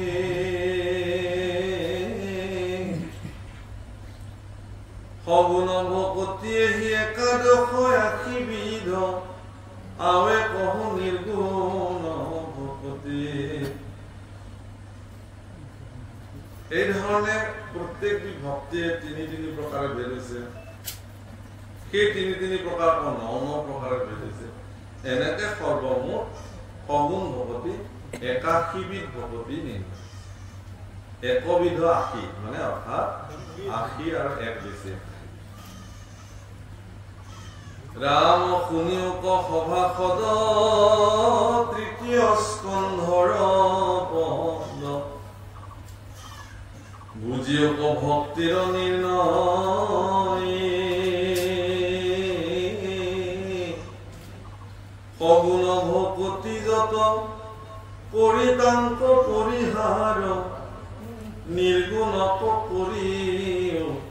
আশ্ৰয় এই সভাসদ হল তোমালোকে তৃতীয় স্কন্ধৰ পদ শুনি ভক্তিৰ নিৰ্ণয়টো নিজে নিজে কৰি লোৱা আৰু সগুণ ভকতি যিমান আছে ৮১বিধ এইবিলাকক পৰিহাৰ কৰিব এইবিলাকক প্ৰয়োজন নাই নিৰ্গুণত কৰিও আশ্ৰয় আচলতে আপুনি যদি প্ৰকৃতাৰ্থত ভগৱন্তক বিচাৰে তেতিয়াহ'লে আপুনি নিৰ্গুণ ভকতিতে আশ্ৰয় ল'ব হে ৰাম দেখা কেনে কৃপা কৰি আপুনি কহন্তৰি ভকতি কৰি নানা ভাগ এতেকে নিৰ্গুণ ভক্তি ধৰিও দৃঢ় কৰি দেৱে ঈশ্বৰক পাইবাগ হে ৰাম নমো নমো দীন বন্ধু কৃষ্ণ দেৱ কৃপা সিন্ধু তজু পাৱে পখিলো শৰণ গুণময় ভক্তিশয় স্বপ্ন কোনো হৌক মোৰ এই মানে কৰো প্ৰাৰ্থনা মোৰ সপোনতো যেন নহয় এই গুণযুক্ত ভক্তিসমূহ তাৰ কাৰণে প্ৰাৰ্থনা কৰিছো কিন্তু তজু পদে নতি একান্ত প্ৰেমৰতি ৰৌকং ৰহ্ম কাম সমজ্জাৰ যত জন হৌক মাধৱত মন দাপ চাৰি বোলা ৰাম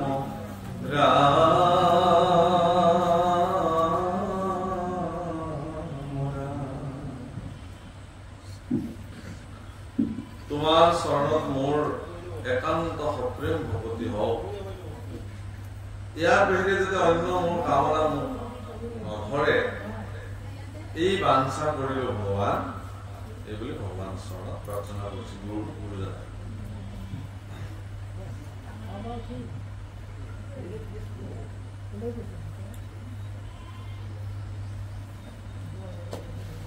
বাৰান্দাখনত খুব কথা বাৰ্তা চলিছে অকণমান দিয়কচোন তাতে কি নাম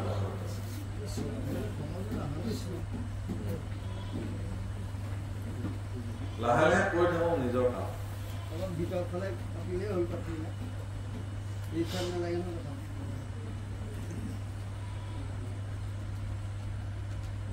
राम बोधति कपिल हरि सुना महापति एक विध मात्र कोनो निर्गुण भक्ति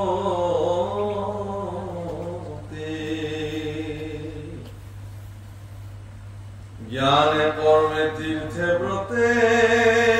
नकुरिया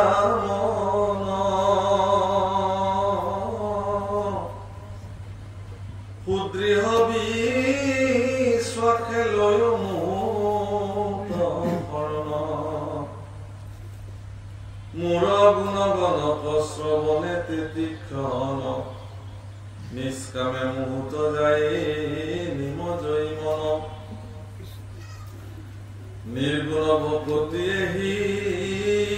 কহিলু বুঝাই ও মই সমিতু ভক্তি এৰাই না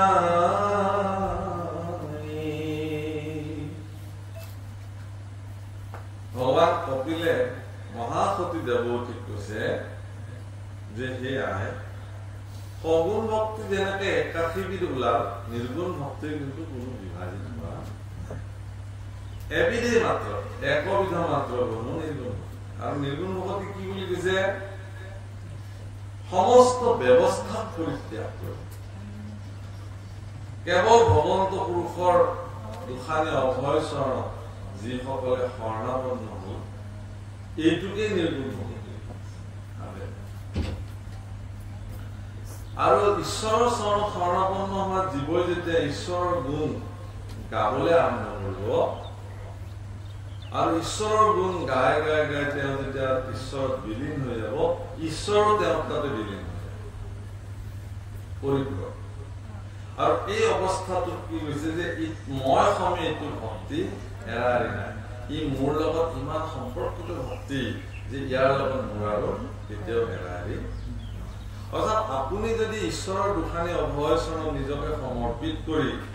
তেওঁৰ গুণানুকীৰ্তন কৰিব পাৰিছে তেতিয়াহ'লে ভগৱান আৰু আপুনি বিলীন হৈ যাব আৰু এইটোকে আটাইতকৈ শ্ৰেষ্ঠতম ভক্তি নিৰ্গুণ ভক্তি বুলি কোৱা হয় রাম যেন গঙ্গা জল সমুদ্র তপরে যাই নির্গুণ ভক্তি কহিল বুঝাই মূর ভক্ত সমপূর্ণ নিষ্কাম হয় ই কথা নিশ্চয় শুনিও নির্ণয় গঙ্গা জল এদিন গৈ সমুদ্ৰত পৰিব যেনে ঠিক তদ্ৰূপ নিৰ্গুণ ভক্তিৰ প্ৰবাহ যাৰ হৃদয়ত এবাৰ উৎপন্ন হল সেই প্ৰবাহ গৈ এদিন ভগৱানৰ লগত যেনে যেনে বিলীন হবই তাত কোনো গতিৰোধ সগুণ ভক্তিসমূহ ভগৱানৰ লগত বিলীন হোৱাৰ প্ৰশ্নই নাই কাৰণ সগুণ ভক্তিসমূহৰ সীমাবদ্ধতা থাকে সেই প্ৰাপ্তিটো হোৱাৰ লগে লগে তেওঁ পূৰ্ণতাই হৈ গ'ল কাৰোবাক মৰক বুলি ক'লে চাকি জ্বলালে দৈৱ ক্ৰমাত কাপোৰ কৰি তাল কৰি মানুহটো মৰিল তেওঁলোকে আৰু সন্তুষ্টি লাভ কৰিলে না মোৰ চাকি গৈছে কামত দিলে তেওঁ সন্তুষ্টি লভিলে আৰু সিদিনাখনৰ পৰা তেওঁ মোৰ ভগৱানৰ প্ৰয়োজন নাই কাৰণ তেওঁৰতো কামটো সিদ্ধিয়ে কোনোবা ধন ঐশ্বৰ্য লাগে পৰ্যাপ্ত পৰিমাণে ধন ঐশ্বৰ্য পাই গ'ল ভগৱানক সেৱা কৰিবলৈ তেতিয়া আৰু তেওঁ লাহে লাহে ভগৱানক নালাগে মোৰ হৈ গৈছে আৰু নালাগে আৰু ভগৱান তুমি নিদিলেও কথা তেওঁৰ প্ৰাপ্তিটো হৈ গ'ল কিন্তু নিৰ্গুণ ভক্তিত যিসকল নিমজ্জিত হৈ থাকে তেওঁলোকে ভগৱানৰ অমৃত সুধা কিন্তু পান কৰাৰ কাৰণে লাগি থাকে আৰু ই যিমান খালেও ই তৃষ্ণা বাঢ়ে নকমে গতিকে তেওঁলোক পূৰ্ণতা প্ৰাপ্তি নহয় তেওঁলোক সদায় ভগৱানৰ প্ৰতি পিপাসু হৈ থাকে তেওঁলোক আৰু ভগৱানে এইটোকে বিচাৰে যে তুমি মোৰ ভক্তিৰ পিপাসু হৈ থকা যাতে তুমি আৰু মই একে বিলীন হৈ যাব পাৰো তোমাৰ লগত মই মোৰ লগত তুমি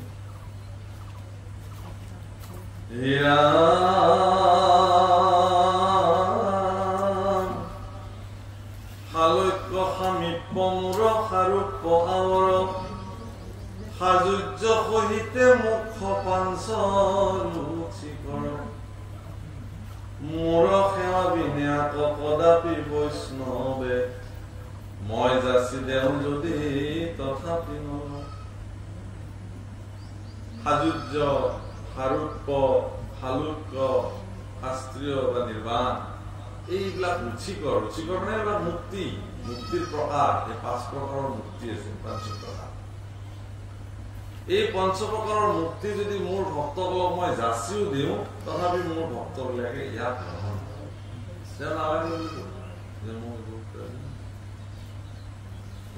নালাগে মই যাচি দেওঁ যদি তথাপি নলয় মই যদি উদযাচি দিওঁ কেতিয়াও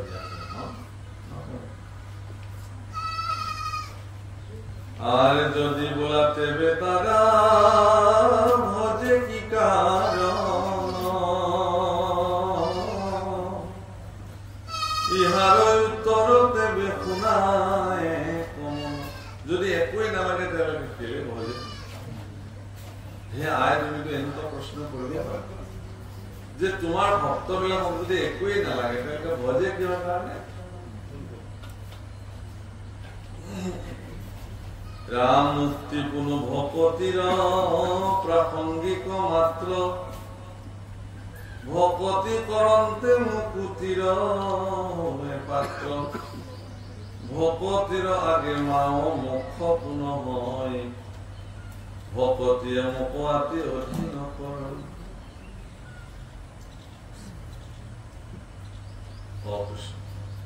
আর ভকতি ক্ষমা তথা সম্ভার মহাফল তাতবিনে আন সবে দেখে কুফল হে আই মোৰ ভক্তবিলাকে কেৱল ভক্তিকে সৰ্বশ্ৰেষ্ঠ ফল বুলি গণ্য কৰে তোমাক এইকাৰণে ভক্তি কৰে যে তোমাক পাবৰ কাৰণে তেওঁলোকে ভক্তি কৰে ভক্তিক পাবলৈহে ভকতে ভক্তি কৰে তাৰ ব্যতিৰেকে আৰু বেলেগ বস্তু তেওঁলোকৰ প্ৰয়োজন নাই যিহেতু তেওঁলোকক বেলেগ বস্তুৰ প্ৰয়োজন নাই গতিকে মুক্তিও যদি তেওঁক উপযাচি দিয়া হয় সেইবিলাকো তেওঁলোকে গ্ৰহণ নকৰে মুক্তিও নালাগে সেইকাৰণে মহাপুৰুষ মাধৱদেৱে নামঘোষাৰ প্ৰাৰম্ভণিতে লিখিছে মুক্তিটো নিষ্প্ৰিয় যিটো সেই ভকতসমূহ ৰসময় মানুহ ভকতি সমস্ত মস্তকমণি নিজৰ ভকতৰ অৱশ্য ভজু হেনৰে ভজু কোনোবাই যদি মুক্তিৰ প্ৰতি স্পৃহাহীন হ'ব পাৰিছে সেইজন ভক্তকহে মই সেৱা কৰিছো মাধৱদেৱে তেওঁকে সেৱা কাৰণ তেওঁহে আপোনাৰ ৰসযুক্ত ভক্তি প্ৰদান কৰিব যদি মুক্তিৰ প্ৰতি স্পৃহাহীনজন হয় তেতিয়াহ'লে তেওঁ ৰসময় ভক্তি দিব তাৰ ব্যতিৰেক যিবিলাক আছে তেওঁ কেতিয়াও ৰসযুক্ত ভক্তি দিব নোৱাৰে নীৰৱ ভক্তি যাক আমি গুণময় ভক্তি বুলি কৰিছো সেই গুণময় ভক্তিসমূহ তেওঁ প্ৰদান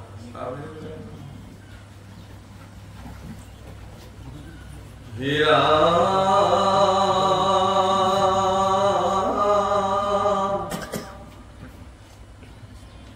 রাম মুক্তি কোনো ভকতির প্রাসঙ্গিক মাত্র ভকতি করন্তে মুকুতির পাত্র রাম ভকতির আগে মাম মুখ পুনঃ হয় ভকতিয়ে মুখাতে অধীন কৰে ভক্তিৰ সন্মুখত মুক্তি কোন মুক্তিয়ে কি কৰিব ভক্তিয়ে মোক অধীন কৰিব পাৰে হে আই কোনোবাই যদি ভক্তিৰ বলেৰে মোক ভজনা কৰিছে মই তেওঁলোকৰহে দাস হৈ যাম মুক্তি বাঞ্ছা সম্পৰ্কটো মুক্তিয়ে দিবি মুক্তিয়ে লৈ থাকক তেওঁলোকে তাৰ বাহিৰে বেলেগৰ প্ৰয়োজন নাই আৰু এই মুক্তি এই ভক্তিৰ এটা প্ৰাসংগিক বস্তু মাত্ৰ মানুহে মুক্তি লাগে লাগে বুলি ভক্তি সাধন কৰে মোৰ মুক্তি লাগিব এই বুলি ভক্তি সাধন কৰে আৰু এই ভক্তিৰ শুনিও সাধন মুত সমৰ্পিয়া পৰিবেশ কৰ্মবল হে প্ৰভুকল ভক্তি কেনেকৈ আপুনি কৰিব তাৰ সাধন সম্পৰ্কে আপোনালোকক কিছু কথা বৰ্ণনা কৰিছে আৰু এইখিনি কথা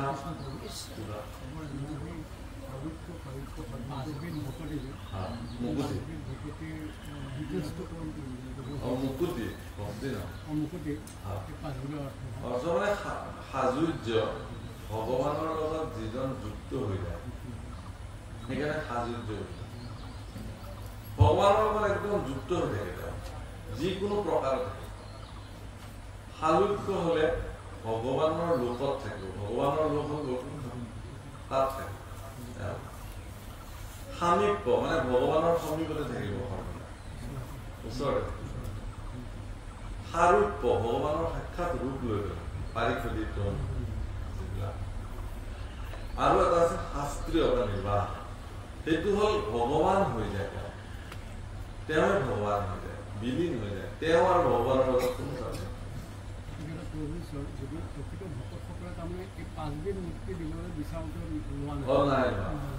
তেওঁলোকেও নালাগে এও মনত নালাগে কি কৰিম আমি এইবিলাক তোমাৰ তাৰ উদাহৰণ আপোনালোকে কিয় নালাগে চব তেনেকুৱা সাৰূপ্য মুক্তি প্ৰাপ্তিৰ পিছতো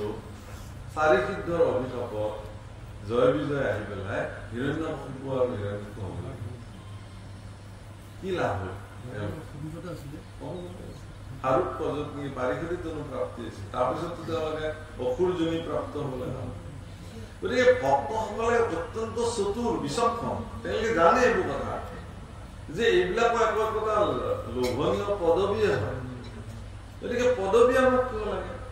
ভগৱানৰ চৰণৰ দাস হৈ থাকিব লাগে বাছ ইমান ভগৱানৰ দাস হৈ থকা পৃথিৱীৰ সৰ্বশ্ৰেষ্ঠ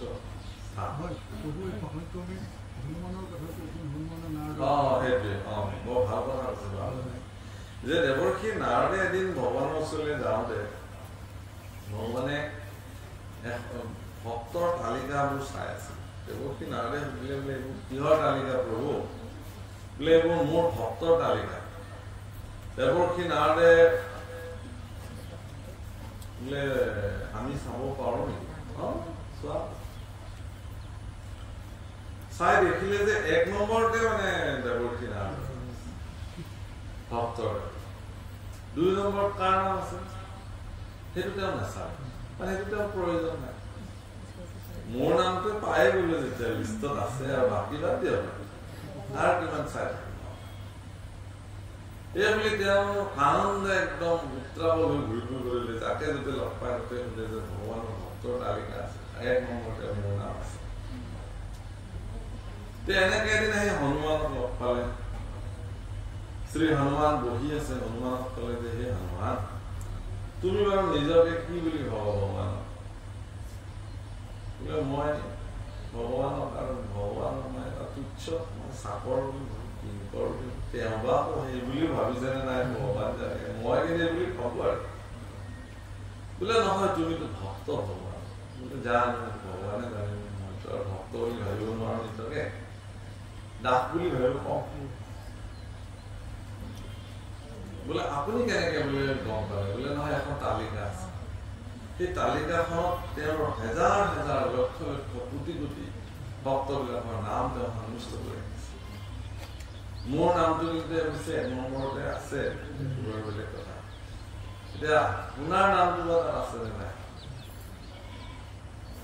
চাবচোন কেতিয়াবা হনুমানে বোলে মই আপোনাৰ দৰে বিচক্ষণ পুৰুষসকলৰ নাম ভক্তৰ তালিকাত থকাটো উচিত হৈছে ভাল আমিতো জানোৱে আপুনি ভক্ত ভগৱান কিন্তু মোৰ নিচিনা অধম পামৰ মূঢ়মতীৰ নাম বাৰু সেইখন তালিকাত আপোনালোকৰ সমকক্ষকে ৰাখিবনে ভগৱান সেইটো আমি সন্দেহ কৰো ভাবিবই নোৱাৰো কিন্তু আপুনি যেহেতু গৈ থাকে ভগৱানৰ ওচৰলৈ আপুনি গৈ চাবচোন যে তাত দাসৰ তালিকা কেনেবাকৈ ভগৱানে এখন কৰিছে দাসবিলাক চাপৰ আৰু তাতে যদি আমাৰ এই অধমৰ নামটো কেনেবাকৈ ভগৱানে সন্নিষ্ট কৰি ৰাখিছে আপুনি চাব আৰু মোক জনাব মই ধন্য হৈ যাম। তাৰপিছত দেৱকীনা আৰু এদিন বকুণ্ঠলে ভগৱানৰ ওচৰলৈ গ'ল। ভগৱানে সৰু এখন নাম তালিকা লৈ আছে। তাত মানে দেখিলে যে ছগৰাকী বিশিষ্ট ব্যক্তিৰ নাম, ছগৰাকী ভক্তৰ তালিকাৰ নাম ভগৱানে বিশেষভাৱে তাত নিৰূপণ কৰিছে। তাতে ১ নম্বৰতে হনুমানৰ নাম আছে। হনুমন্ত, জাম্বৱন্ত, বিভীষণ, উদ্ধৱ, মৈত্ৰী আৰু বিদুৰ। তাৰ আকৌ হেৰিৰ নাম নাই, নাৰদৰ নাম। কথাটো হৈছে কি, আপুনি দাস বুলি যদি ভাবে, বাকী ভগৱানে আপোনাৰ ভক্তৰ নামবিলাক থব নে নথয় সেইটো তেওঁ। সেইকাৰণে জাগতিক জগতত প্ৰভুসকল আমাৰ যিবিলাক দৃষ্টি খুব আজিকালি খুব তৰল দৃষ্টিভংগী আমাৰ সমাজত হ'বলৈ আৰম্ভ কৰিছে। সেইটো আচলতে দুৰ্ভাগ্য বুলি আমি ভাবোঁ। আমি তাক সংশোধন কৰিবৰ সময় হৈছে। আজিকালি মানুহে ভকতৰো শ্ৰেণী বিভাজন কৰিবলৈ আৰম্ভ কৰিছে। বোলে ভাগৱত পঢ়িব কোনে, বোলে আমুকে। শৰাই সাজিব কোনে, বিলনীয়া কৰিব কোনে, ৰান্ধিব কোনে। আমাৰ ফৈদৰ ভকত বা হয়নে নহয়, আমাৰ ভাগৰ বা হয়নে নহয় প্ৰশ্ন। প্ৰভুসকল আপুনি ভকতৰ ফৈদ নিৰ্ণয় কৰিব নোৱাৰে, আপুনি ভকতৰ শ্ৰেণী বিভাজন কৰিব নোৱাৰে। আৰু আপোনাৰ মোৰ দৰে মানুহৰ জীৱনৰ সাধ্যও নাই আমি কাৰোবাক ভকত হিচাপে হৈছে নে নাই তাক নিৰ্ণয় কৰিব পৰা ব্যৱস্থা নাই। সেইকাৰণে আমাৰ দৃষ্টিত আমি সকলোকে ভকত বুলিয়েই মানিব লাগে আৰু একেই ভকত বুলি মানিব লাগে। আমাৰ ফালৰ ভকত, তেওঁলোকৰ ফালৰ ভকত, এনে দৃষ্টিভংগী আমি যথোচিতভাৱে ত্যাগ কৰিব হ'ল। আৰু এই দৃষ্টিভংগীয়ে আমাক শ্ৰেণী বিভাজন কৰিছে সমাজত, ঠেক গণ্ডিৰ ফালে লৈ গৈছে। ভগৱন্তৰ ভক্তিটো উদাৰ। ভগৱানৰ ভক্তি কৰিবৰ কাৰণে আপোনাক ভক্ত আপুনি হৈছে নে নাই এই কাৰণে ভগৱানে নিৰ্ণয় কৰিব, আপুনি। সেইকাৰণে আপোনাৰ পৃথিৱীত গোস্বামী তুলসীদাসে যেতিয়া হনুমান চৰিত লিখে, আমি আজিও গায় আমাৰ হনুমান চালিচা, তাত আপুনি দেখিব যে হনুমানক কি বুলি কৈছে, শ্ৰী হনুমানজীক কৈছে জ্ঞানী নাম অগ্ৰগণ্য, বুদ্ধিমতা বৰিষ্ঠ। জ্ঞানী সকলৰ ভিতৰত অগ্ৰগণ্য, আগশাৰীত যাৰ নাম ধৰিব পাৰি। পৃথিৱীত জ্ঞানী সকলৰ নাম তালিকা লিখিলে হনুমানৰ নাম ১ নম্বৰতে লিখিব লাগিব। ইমান জ্ঞান। বুদ্ধিমতা বৰিষ্ঠ, বুদ্ধিত পৰম বৰিষ্ঠ আৰু বলশালী আছিল, পৰম বলশালী পৰাক্ৰমী পুৰুষ তেওঁ আছে। য'ত শতেক যোজন সমুদ্ৰ তেওঁ জঁপিয়াই সিপাৰ হ'ব পাৰিছিল। এনেকুৱা কাৰ এনেকুৱা শক্তি আছে? ইমান শক্তি সামৰ্থ্য থকাৰ পিছতো হনুমানে কিন্তু নিজকে প্ৰভু ৰামচন্দ্ৰৰ একান্ত দাস হিচাপে নিজৰ আত্মপৰিচয় জগতত প্ৰদান কৰিছে। আৰু হনুমন্ত পুৰুষে ভগৱান ৰামচন্দ্ৰৰ যি ধৰণৰ সেৱাত নিজক সমৰ্পিত কৰিছে, আমাৰ জীৱনত তাৰে কোটি ভাগৰ এভাগো আমি ভগৱানৰ সেৱাৰ নামত সমৰ্পিত কৰিব পৰা নাই। গতিকে হনুমানক আপুনি তেওঁৰ লগত কম্পেয়াৰ কৰিব নোৱাৰে, তুলনা কৰিব নোৱাৰে। প্ৰত্যেকে নিজৰ নিজৰ সেৱা কৰিছে। কবৰী আই বুলি এগৰাকী আই আছিলে, অৰণ্যত বাস কৰিছিলে, জনজাতি মহিলা কবৰী আই। কবৰী আই গুৰুৰ প্ৰতি তেওঁ সমৰ্পিত আছিল। মৃত্যুৰ সময়ত গুৰুৱে তেওঁক আশীৰ্বাদ দি থৈ গ'ল যে হে আই, তোমাৰ গুৰু সেৱাৰ প্ৰতি মই সন্তুষ্ট হলো। মই তোমাক আশীৰ্বাদ কৰিলো যে শ্ৰী ৰামচন্দ্ৰ সাক্ষাৎ তোমাক দেখা দিব। গুৰুৰ বাক্য কেতিয়াও বিফলে নাযায়। সেইকাৰণে সেই মুহূৰ্তৰ পৰাই আই কবৰীয়ে তেওঁৰ পদূলিমুখ সৰ্বদা সদায় ৰাতিপুৱা সেইটোৱে কাম কৰে। বিভিন্ন সুগন্ধিযুক্ত ফুল ব্ৰহ্ম পোৱাতে তেওঁ লৈ আহে চিনি, আৰু পদূলিৰ পৰা তেওঁ কৰ্ণকুটিৰ ভগাচিকা ঘৰটোলৈকে সদায় বিভিন্ন ৰঙৰ ফুলেৰে সজাই ৰাখে পদূলি। আৰু কোনোবাই যদি ঋষি পুত্ৰ বা কোনোবাই যদি আহি এইবিলাক বিনষ্ট কৰে, আই সবৰি দুখ লাগে নহয়। সদায় এনেকে গোটেই জীৱন অতিবাহিত কৰিছে, বৃদ্ধ হৈ গৈছে তেওঁ। আৰু ওচৰ পাজৰ মানুহে যেতিয়া দেখে চবে কয় পগলা আছে, কি পগলা, ক'ত ৰাম সাক্ষাৎ আহিব ভগৱান, তাকে লৈ তেওঁ সদায় এইটো কাম কৰি থাকে। আজিলৈকেতো নাহিলে, কিন্তু মানুহে দেখি দেখি বিৰক্তি হৈ গ'ল, কিন্তু তেওঁ কৰি কৰিও বিৰক্ত নহ'ল। তেওঁৰ দৃঢ় বিশ্বাস যে গুৰু বাক্য কেতিয়াও বিফল নহয়।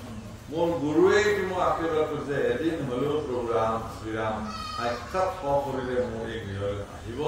আমাক সাক্ষাৎ কৰিব। আৰু সেইকাৰণে তেওঁ কি কৰিলে, সদায় নিত্য এই কৰ্ম সাধন কৰিলে। আৰু এদিন সঁচাকে ভগৱান তেওঁৰ স্থিতিলৈকে শ্ৰীৰামচন্দ্ৰ ভগ্ন হৈছে। তেওঁ সজাই থৈ দিয়া সেই পুষ্প বিন্যাস ধৰি থৈ সঁচাকে তেওঁ বৃহৎ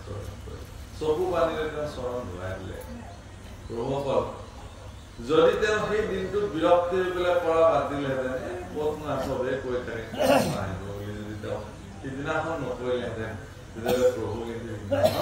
তেওঁৰ গোটেই জীৱন জোৰা যি কষ্ট শ্ৰম, এই শ্ৰমৰ কিন্তু কি হ'লেহেঁতেন বিফল। ধৈৰ্য ভগৱানক সেৱা কৰাৰ প্ৰতি পৰীক্ষা এইবিলাক। সেইকাৰণে আপোনালোকৰ প্ৰতি মোৰ বিনম্ৰ প্ৰাৰ্থনা এই যে ভক্তসকলক শ্ৰেণীবিভাজন নকৰিব। ভক্ত আপোনাৰ দৃষ্টিত চবে আপুনি ভক্ত হ'ব পাৰিছেনে নাই সেয়াও আপুনি নাজানে, মই ভক্ত হ'ব পাৰিছেনে নাই সেয়াও মই নাজানো। কিন্তু আপোনাৰ সব যে ভক্ত এইখিনি মই দৃষ্টিৰে ল'ব পাৰো যে আপোনাৰ সব ভক্ত, মই হ'ব পাৰিছেনে নাই সেইটো ভগৱান জানে, কিন্তু আপোনাৰ সব ভক্ত। গতিকে এই ভক্তক ভগৱানক সেৱা কৰা কিছুমান মাৰ্গ প্ৰশস্ত কৰিছে, উত্তম মাৰ্গ, এই সম্পৰ্কে ইয়াত কৈছে। হীৰা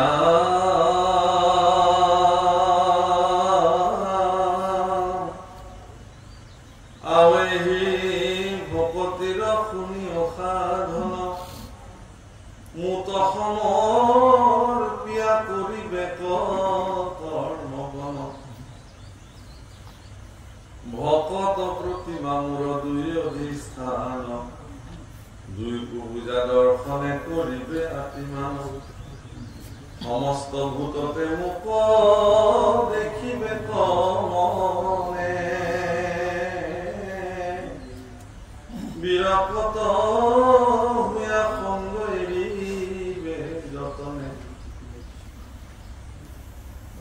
অৰ্থাৎ প্ৰথম সাধনটো কি বুলি ক'লে, মুত সমৰ্পিয়া কৰিবে, অৰ্থাৎ ভগৱানৰ প্ৰতি সমৰ্পিত মনোবৃত্তি। আপোনাৰ জীৱনত আপুনি যি কৰ্ম কৰিব সেয়া ভগৱানক সমৰ্পিত কৰি কৰিব। ভকত প্ৰতিমা মোৰ দুই অধিষ্ঠান, দুইৰো পূজা দৰ্শনে কৰিবে আতিমান। ভকতো মোৰ অধিষ্ঠান, প্ৰতিমাও মোৰ অধিষ্ঠান। ভকতত মই যি ধৰণে থাকো, প্ৰতিমাত মই এই ধৰণে থাকো, দুটা অধিষ্ঠান। প্ৰতিমা বুলি ক'লে ভগৱন্তৰ প্ৰতিমা, ভগৱানৰ প্ৰতিমূৰ্তি। আপুনি ভকতকো ভগৱানৰ চৈতন্য প্ৰতিমূৰ্তি হিচাপে চাব। সেইকাৰণে ভকত মোৰ প্ৰতিমা শব্দটো ব্যৱহাৰ কৰে। ভকতে মোৰ প্ৰতিমা, চাৰি বস্তুৰ অন্যতম ভকত। গতিকে ভক্তক ভক্ত অধিষ্ঠানত আপুনি সেৱা কৰিব পাৰে, নতুবা মোৰে প্ৰতিমূৰ্তি অধিষ্ঠানত আপুনি সেৱা কৰিব পাৰে। হেয়া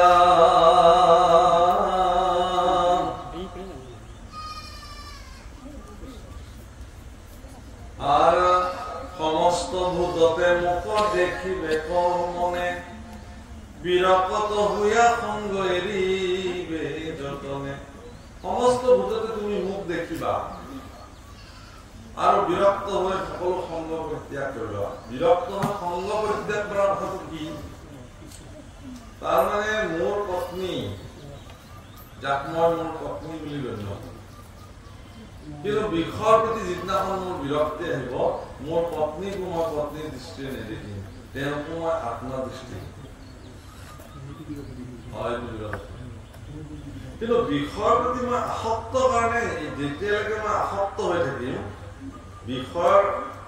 অধীনত মই যেতিয়ালৈকে থাকিম তেতিয়ালৈকে এইজন মোৰ পত্নী এইজন মোৰ পুত্ৰ এয়া মোৰ ধন এইবিলাক মোৰ মাটি এই সীমা এয়া মোৰ সীমা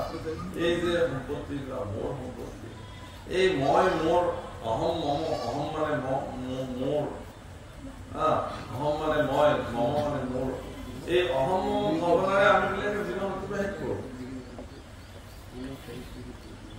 গতিকে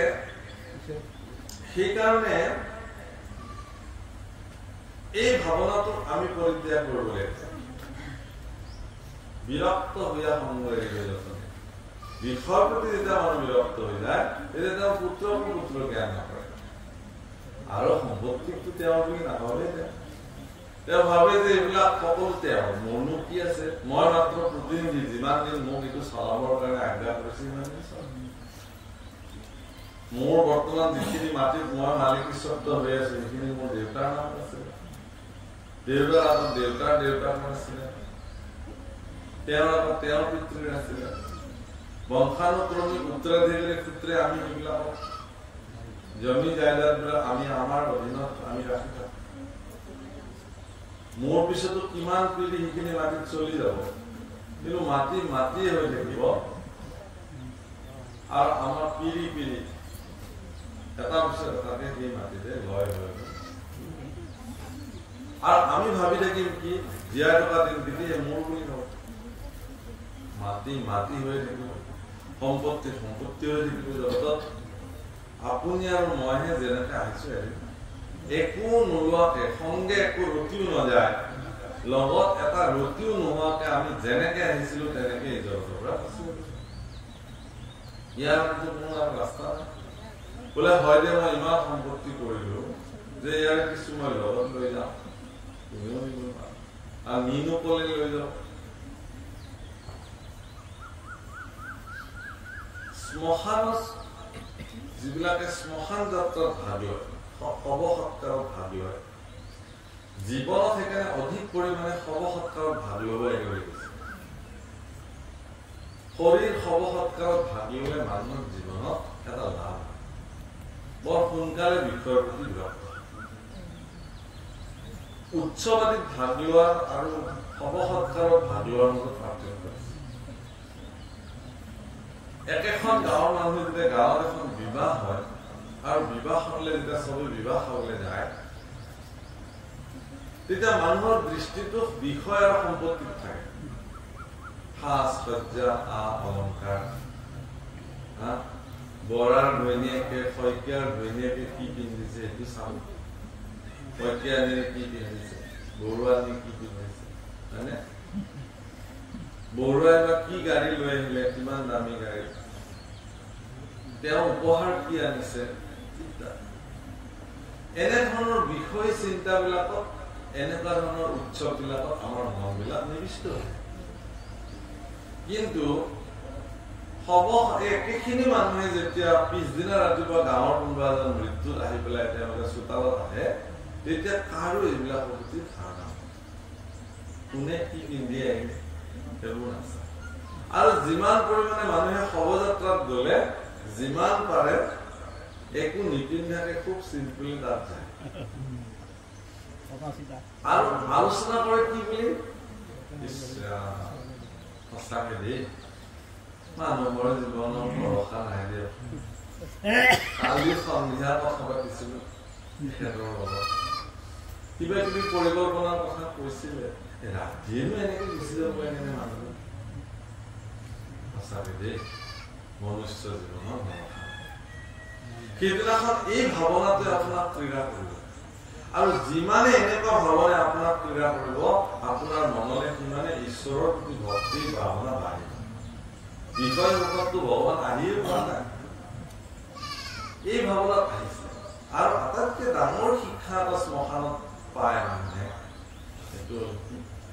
যে যেতিয়া খবৰ আহৰণ কৰিব লাগে এই 6 ফুট মাটিৰ বিনিময়ত এটা অৰিহণা দিব লাগে পৰিয়াল যে তোমাৰ পিতৃদেউক দাহন কৰিবৰ কাৰণে বসুমতীৰ পৰা এইখন মাটি ক্ৰয় কৰি লোৱা হ'ল মোৰ পিতৃটো 100 বিঘা মাটি আছিলে এটা 6 ফুট মাটি নাই পিতৃক দাহন কৰিবলৈ সেই 100 বিঘা মাটি কি হ'ল যিজন মোৰ পিতৃ জীয়াই থাকোঁতে আপোনাৰ পিতৃ বা মই জীয়াই থাকোঁতে মোৰ ইমান মাটি আছে বুলি অহংকাৰ কৰি ফিতাহি মাৰি ফুৰিছিলো এতিয়া মোৰ নিজৰ শৰীৰটো দাহন কৰিবলৈ পঞ্চভূতত বিলীন কৰিবলৈ এডৰা মাটি 6 ফুট মাটি ল'বলৈ এইটো আচলতে কাকো নিদিয়ে এইটো এটা শিক্ষা সামাজিক শিক্ষা যে চোৱা তোমাৰ যে ইমান মাটি আছিলে পিতৃৰ আজি কিন্তু শৱদেহ দাহন কৰিবলৈ 6 ফুট মাটি এটা ইংৰাজী গল্প আছে আমি পঢ়া নাই আমাৰ দেউতাহঁতৰ দিনত যে এজন মানুহক কিমান মাটি ক'লে যে তুমি ৰাতিপুৱা সূৰ্য উঠাৰ পৰা সূৰ্য উদয়লৈকে তুমি যিমান দৌৰিবা সেইখিনি চব তোমাৰ হৈ যাব কিন্তু মনত ৰাখিবা য'ৰ পৰা দৌৰটো আৰম্ভ কৰা সূৰ্য অস্ত যোৱাৰ আগে আগে সেই স্থানখিনি আকৌ কিন্তু আহি পাব লাগিব দৌৰিছে দৌৰি দৌৰি ভাবে যাবৰো হ'ল কাৰণ সেইটো জেগা পাব লাগিব তাৰপিছত দেখে যে নাই এইখিনিতো বৰ ধুনীয়া মাটি আৰু অকমান লৈ থওঁ এইবিলাক আৰু অকমান দৌৰে ঘূৰিব খুজি আকৌ তেওঁ ভাৱনা হৈ যায় এই অলপ কষ্ট কৰি আৰু অলপ লৈ থৈ যাওঁ এইবুলি আকৌ লওঁ এইবুলি আকৌ অকমান দৌৰে কিন্তু দেখিলে যে এইফালে সূৰ্য কষ্ট হৈছে তেওঁ উভতনি যাত্ৰা আৰম্ভ কৰিলে আৰু নহ'ব আহি আহি আহি আহি আহি একদম জীৱন প্ৰাণ যায় একদম উশাহ নিশাহ বন্ধ হ'ব লাগিছে তথাপি দৌৰিছে যে সেই জেগাটো পাব লাগিব আহি কিন্তু সেই জেগাটো ঠিক পোৱাৰ আগে আগে আহিও পালে তাতে পৰি উশাহ নিশাহ বন্ধ হৈ আৰু সেই 6 ফুট মাটিত গাঁত খান্দি তেওঁক দাফন কৰা হয় তাৰমানে সি এজন মানুহৰ জীৱন সেইখিনি মাটিৰে বিকাশ আৰু সমৃদ্ধি কোনেও বাধা নকৰে প্ৰভু হওক আপোনাৰ জীৱনত বিঘা বিঘা মাটি হওক সম্পত্তি হওক সমৃদ্ধিশালী হওক যশস্যৰে আপুনি পৰিপূৰ্ণ হৈ যাওক ভাল কথা কিন্তু শাস্ত্ৰৰ এই কথাবিলাক এইকাৰণেই কৈছে যে এইসমূহক লৈ আপোনাৰ চিন্তাই যাতে স্বতন্ত্ৰতা হৈ ঈশ্বৰৰ যাতে পাহৰি নাযায় আধ্যাত্মিক জগতৰ চিন্তাই আপোনাক এনেকুৱাকে নিয়ন্ত্ৰিত কৰি ৰাখিব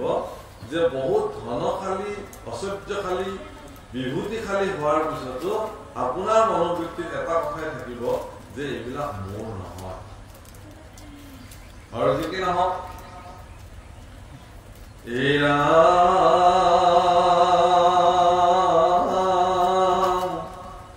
সমানত মৈত্ৰী উত্তমত সতকাৰ দৰিদ্ৰত দয়া কৰিবে বাৰম্বাৰ গীতা ভাগৱত শাস্ত্ৰ কৰিবে শ্ৰৱণ সাধু সংগে মোৰ নাম কৰিবে কীৰ্তন সমানত মৈত্ৰী একে বয়সৰ হলে মিত্ৰ জ্ঞান উত্তম সৎকাৰ কনিষ্ঠৰ প্ৰতি দয়া এয়া ভাগৱতৰ মত এই ধৰণে কৰিব মোতকে যদি সমবয়সৰ মোতকে যদি বয়সত বৃদ্ধ হয় তেতিয়াহ'লে তেওঁক মই সন্মান কৰিব লাগে এদিনৰ ডাঙৰ হলেও তেওঁ মই সন্মান কাৰণ মোতকে এদিনৰ অভিজ্ঞতা তেওঁৰ বেছি আৰু সমবয়সৰ হলে মিত্ৰ আৰু কনিষ্ঠজনৰ প্ৰতি দয়াৰ দৃষ্টি আৰু গীতা ভাগৱত সৰ্বদা শ্ৰৱণ কৰিবলৈ কৈছে গীতা শাস্ত্ৰ ভাগৱত শাস্ত্ৰ আৰু সাধু সংগত মোৰ নাম কীৰ্তন কৰিবলৈ কৈছে যিটো নাম আজি আপোনালোক কৰিছে আমাৰ নিতুল শইকীয়াৰ বাবে এই কাম সম্পাদিত কৰিছে তেওঁৰ গৃহতে 10 ভকতক গোলাপ দি আনি ভগৱন্তৰ গুণানুকীৰ্তন কৰাৰ এটা ব্যৱস্থা কৰিছে উত্তম কৰ্ম জীৱনত মই তেওঁৰ এই কাৰ্যৰ প্ৰতি কৃতজ্ঞতা জনাইছো যে মানুহৰ বহুত টকা পইচা থকা মানুহেও এনেকুৱা পৰিকল্পনাৰ কথা ভাবিব নোৱাৰে তেওঁৰ মনত এনেকুৱা ভাৱনা জাগ্ৰতই নহয় যে মই এটা ইমান ধৰক এখিনি মানুহৰ আমি দেখিছো যে ইমান সমৃদ্ধিশালী তেওঁ ইমান টকা পইচা যে 2-3 লাখ টকা খৰচ কৰি পেলাই এটা ভকতৰ অনুষ্ঠান পাতিবলৈ তেওঁৰ কাৰণে ইমান ডাঙৰ কথা নহয়, কিন্তু তেওঁৰ মনলৈ এই ভাৱনাটোৱে জাগ্ৰত হয়। কিন্তু কাৰোবাৰ নাই, 10 জনক খুজি মাগি হলেও, সহায় বিচাৰি হলেও তেওঁলোকে ঈশ্বৰৰ কৰ্ম, ভকতৰ সংগ কৰি মনত সুখ আৰু সমৃদ্ধি লাভ কৰে। এইটো পৃথিৱীৰ আটাইতকৈ ডাঙৰ কথা। গতিকে গীতা ভাগৱত শাস্ত্ৰ শ্ৰৱণ কৰিবলৈ কৈছে, ৰাম ইষবসা ধন যিটো কৰিবে আশ্ৰয়, অনায়াসে মুত তাৰ চিত্ত নিমজয়, পুষ্পৰ সুঘ্ৰাণ যেন প্ৰৱেশে নাথাত, এমতে যোগীৰ চিত্ত প্ৰৱেশে আমাৰ।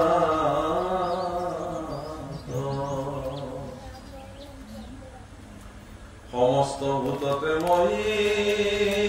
আছো সৰ্বক্ষণে, মোহক অৱজ্ঞাতি কৰে যিটো জনে, বেদ মন্ত্ৰে প্ৰতিমাত কৰয় অৰ্চন, নাহি তাৰ ফল কিছু সবে বিৰম্ভ। প্ৰভুসকল, পুষ্পৰ সুঘ্ৰাণ যি ধৰণে মানুহে নললেও নাসিকাৰে প্ৰৱেশ কৰে, ভক্তি যোগী সকলকো ভগৱানে নাভাবিলেও নিজে নিজে ভগৱানৰ লগত তেওঁলোক গৈ মিলি। আপুনি যদি ভাবে যে মই নলওঁ এই সুঘ্ৰাণ, আপুনি নোৱাৰে। ঠিক স্বতন্ত্ৰভাৱে স্বয়ংক্ৰিয়ভাৱে আপোনাৰ নাসিকাৰে প্ৰৱেশ কৰিব, সুগন্ধি দুৰ্গন্ধি দুটা। কিন্তু সুগন্ধিসমূহ আপুনি অনুভৱ কৰে ভগৱানৰ যিবিলাক ভক্তি যোগী আছে তেওঁলোক নিজে নিজে প্ৰৱেশ কৰে। আৰু বিশেষতে এওঁলোকৰ চৰিত্ৰটো কি, সমস্ত ভূততে মোক তেওঁলোকে অনুভৱ কৰে। কুকুৰ শৃগাল বধৰ পৰা আপোনাৰা আমি সভাপ কৰি কৰিব পৰা, সমস্ত ভূততে ব্যাপী আছো মই হৰি, সভাপ মানিবা তুমি বিষ্ণু বুদ্ধি কৰি। ভগৱান সমস্ততে ভগৱানৰ অস্তিত্ব তেওঁলোকে মানে। যদি কোনোবাই সমস্ত ভূততে মই থকাৰ পিছতো যদি কোনোবাত মোক অৱজ্ঞা কৰে কোনোবা ব্যক্তিয়ে, তেতিয়াহ'লে তেওঁ বেদ মন্ত্ৰেৰে যিমান যজ্ঞ আদি সাধন কৰিলেও তাত তেওঁ একো ফল নাই, তেওঁৰ কোনো ফলশ্ৰুতি নাই, কাৰণ তেওঁ অৱজ্ঞা কৰিলে। ৰাম প্ৰাণীক উপেক্ষা কৰি পূজে মূঢ়মতি, নোহে ফল কৰে যেন ভস্মত আহুতি, পৰ শৰীৰত মুখ বিদ্বেষ কৰয়, যদি পূজে তবু তাৰ চিত্ত শান্ত হয়। হৰিণা এটা যদি ৰাতি ওলাই, কিছুমানে তাৰ সৌন্দৰ্য উপভোগ কৰিব, পৃথিৱী সঁচাটো বিনন্দী আহে। ভগৱান তোমাৰ সৃষ্টি ইমান সুন্দৰ যে এই নাহৰ ফুটুকিটো বা এই ইমান সুন্দৰ ফুটুকি হৰিণী ই যেন দেওদিপি ফুৰিছে, পৃথিৱীৰ সৌন্দৰ্য দুগুণ চৰাইছে। তোমাৰ সৃষ্টি সঁচাটো বিনন্দী। তাৰ মাজতে আৰু কিছুমানে ভাবি থাকিব এইটো কিবাকে ধৰিব গলে হলে ভাল আছিলে, এসাঁজ ভালকে গল মিলি সকলোৱে। কিছুমানে আকৌ সেইটো চিন্তা কৰে। গতিকে পৃথিৱী বিনন্দীয়া, পৃথিৱীৰ বিনন্দীয়া সৃষ্টিক ভগৱানৰ সৃষ্টিৰ প্ৰতি আনন্দ লাভ কৰাৰ সলনি বিষয় সন্তুষ্টিৰ কাৰণে কোনোবাৰ মনোবৃত্তি জাগ্ৰত হব পাৰে। এনেকুৱা ব্যক্তিয়ে যিমানে ভগৱানক যি ধৰণে পূজা নকৰক কিয়, সেই পূজা তেওঁলোকৰ কাৰণে পৃথিৱীৰ প্ৰত্যেকটো বিনন্দীয়া সৃষ্টি ভগৱানৰ, প্ৰত্যেকটো সৃষ্টিৰ প্ৰতি আপোনাৰ শ্ৰদ্ধাশীল মনোবৃত্তি থাকিব লাগিব, বিশেষত মনুষ্যসকল। সেইটোৱেই নিয়ম। গতিকে পৰ শৰীৰত মুখ বিদ্বেষ কৰে, ময়ে বহি আছো তাৰ ভিতৰতো, কিন্তু তেওঁ হিংসা কৰিছে, বিদ্বেষ কৰিছে। সেইকাৰণে ভগৱানৰ প্ৰাপ্তিৰ প্ৰথম সূত্ৰটো অদ্বেষ্ট সৰ্বভূতানাম, সকলো ভূতৰ প্ৰতি অদ্বেষ্ট যিসকল হিংসা শূন্য থাকিব তেওঁ মোক পাব। হেৰা অৱজ্ঞা উপেক্ষা দ্বেষ নিন্দা পৰিহৰি, তেবে মোক ভজিবে ভক্তি ভাৱ কৰি। অৱজ্ঞা উপেক্ষা দ্বেষ নিন্দা এইবিলাক বস্তু জীৱনৰ পৰা পৰিত্যাগ কৰিব লাগিব। কাৰোবাক অৱজ্ঞা কৰাৰ মনোবৃত্তি, কাৰোবাক উপেক্ষা কৰাৰ যিটো ব্যৱস্থা, কাৰোবাৰ প্ৰতি হিংসা কৰাৰ ব্যৱস্থা, কাৰোবাৰ প্ৰতি নিন্দা কৰাৰ যদি ব্যৱস্থা, এইবিলাকৰ পৰা তেওঁ আঁতৰি থাকিব লাগে। ভক্ত হ'বৰ কাৰণে, ভগৱানৰ সেৱক হ'বৰ কাৰণে এইবিলাক বস্তুৰ লগত তেওঁৰ সম্বন্ধ নাই। এইখিনিতে প্ৰথমটোৰ কাৰণে ক'ম, আমাৰ এই অঞ্চলটো হৈছে সনাতন ধৰ্মৰ বিভিন্ন মাৰ্গে ঈশ্বৰ চিন্তা কৰাৰ জেগাৰ স্থল হৈছে আমাৰ এই ডাঙৰীয়া। ইয়ালৈ অসমৰ বহুতকেইজন সজ্জন বিভিন্ন ঠাইত আহিছে, পাঠ কৰিছে, তেনেকৈ মানে আলোচনাও হৈছে। তাত তেখেতসকলে, আমিও বৈষ্ণৱ ধৰ্মৰে, কিন্তু তেখেতসকলে কি কৰে, তেখেতসকলে একোখন নাম ধৰ্মৰ খাতিৰত তাকে অচিলা লৈ বাকী অন্যান্য যিসকল বেলেগ মাৰ্গেৰে ঈশ্বৰৰ চিন্তা কৰিছে, সনাতন ধৰ্ম মাৰ্গেৰে এনেকৈ ছাত্ৰ কৰোঁ আপুনি কৰি তেখেতসকলৰ মানে অন্তৰত কষ্ট পোৱাকৈ কিছুমান শব্দৰ ব্যৱহাৰ কৰি মানুহক বৰ দূষিত কৰে। আমি সেইটো কৰিব পাৰি জানো? আমাক শংকৰগুৰুৱে সেইটো কৈছে জানো? শাস্ত্ৰটো আমাক কোৱা নাই কেতিয়াও? অকণমান তাকে মুকলি কৰক। এনেকুৱা কৰাৰ কোনো কাৰো অধিকাৰ নাই। প্ৰভুসকল, মইতো আজিলৈকে বুজিও পোৱা নাই ভগৱান কেনেকৈ সন্তুষ্টি হয়। যদিও কৈছে আচলতে আমাৰ ধৰ্মটো এটাই ভাৰতবৰ্ষ, সেই ধৰ্মটোৰ নাম হ'ল সনাতন। গুৰুজনাই লিখি থৈ গৈছে, এইটো বিতুপন ধৰ্ম সনাতন, আকাশে কীৰ্তন কৰে। ভাৰতবৰ্ষৰ সনাতনী পৰম্পৰাত এটা স্বতন্ত্ৰতা দিছে জীৱবিলাকক, বিশেষত মনুষ্যসকলক, যে আপোনাক সবে নিজস্ব দৃষ্টিভংগীৰে নিজৰ আস্থা আৰু অস্মিতাৰ ওপৰত ভৰসা কৰি আপুনি যি ইচ্ছা সেই ধাৰাৰে আপুনি ভগৱানক ভাজিব পাৰে। ইয়াত কোনেও কাকো বাধা দিব নোৱাৰে। এইটো ঠিক যে মহাপুৰুষ শংকৰদেৱ গুৰুজনাই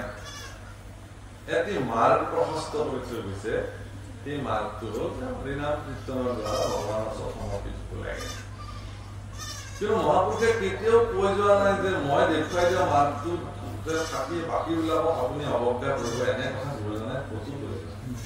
গতিকে ভাগৱতৰ আসনত বহা ভাগৱতীসকলে এই কথা খুব সাৱধান হ'ব লাগে বুলি আমি মনে কয়, যে কাৰো অস্মিতাৰ প্ৰতি যদি আঘাত নালাগে, কাৰো আস্থাৰ প্ৰতি যদি অৱজ্ঞা কথা নকয়, তাৰ প্ৰতি আমি ভাগৱতীসকল সচেতন হ'ব লাগে। আমি ভাগৱতহে ক'ব লাগে, ভাগৱতে যি কৈছে এই কথা ক'ব লাগে। বেলেগ বা ভাগৱতৰ অচিলা লৈ পেলাই এতিয়া আমাৰো চকুত দৃষ্টিগোচৰ হৈছে এনেকুৱা ধৰণৰ কথা বতৰা কিছুমান ব্যক্তিৰ। এইবোৰ শুনিলে আমাৰো অন্তৰত কিন্তু দুখ লাগে, আঘাত কৈছে, মানা কৰিছে। কিন্তু কেতিয়াও নহয়, ধৰ্মটো এটাই প্ৰভু, ব্যৱস্থা বেলেগ বেলেগ। আৰু কোনোবাই যদি কিবা ব্যৱস্থাৰ দ্বাৰা ভগৱানক বুজিবলৈ সমৰ্থ হৈছে, আমিতো নাজানো নহয়, কিজানি তেওঁ সিফালে সকলোৱে হৈছে, সেইটো ঈশ্বৰেহে জানিব। গতিকে গুৰুসকলে শিষ্যসকলক, মই কোনোবা এজন গুৰু ধাৰণ কৰিছো, মোক গুৰুৱে যি ৰাস্তা দিছে মই সেই ৰাস্তাৰে যাবই লাগিব। গতিকে আপোনাৰ গুৰুৱে আপোনাক এটা ৰাস্তা দিছে, আপুনি সেই ৰাস্তাৰে যাওক।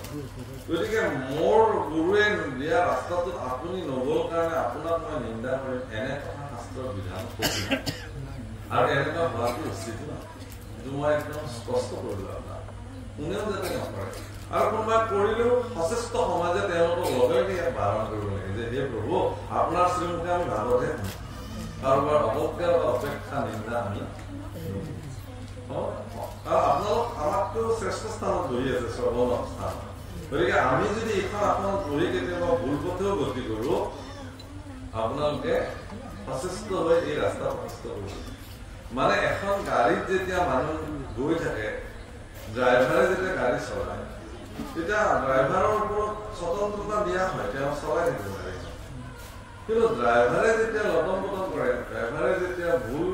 ব্যৱস্থাৰে গাড়ীখন চলায়, তেতিয়া কিন্তু চিটত বহি থকা সকল সচেষ্ট হৈ যায়, এৰা তুমি অকণমান স্পীড কমাই লোৱা, তুমি এনেকুৱা নকৰিবা, তুমি এইটো ৰাস্তাত যোৱা বুলি কোৱাৰ কিন্তু অধিকাৰ সকলোৰে আছে। গতিকে এই সকলোবোৰ তেনেকৈ ইয়াৰ উচিত প্ৰত্যুত্তৰ প্ৰদান কৰিব লাগে। মই ভাবো যে ভাগৱতৰ নিন্দা হ'ব এইটো কৰিলে, ভাগৱতত বহা ভাগৱতীসকলৰ নিন্দা হ'ব, যে ভাগৱতৰ আসনত বহা কোনো ভাগৱতীয়ে কাৰো ধৰ্ম ব্যৱস্থা অস্মিতা আস্থা আঘাত কৰি কথা ক'ব নোৱাৰে।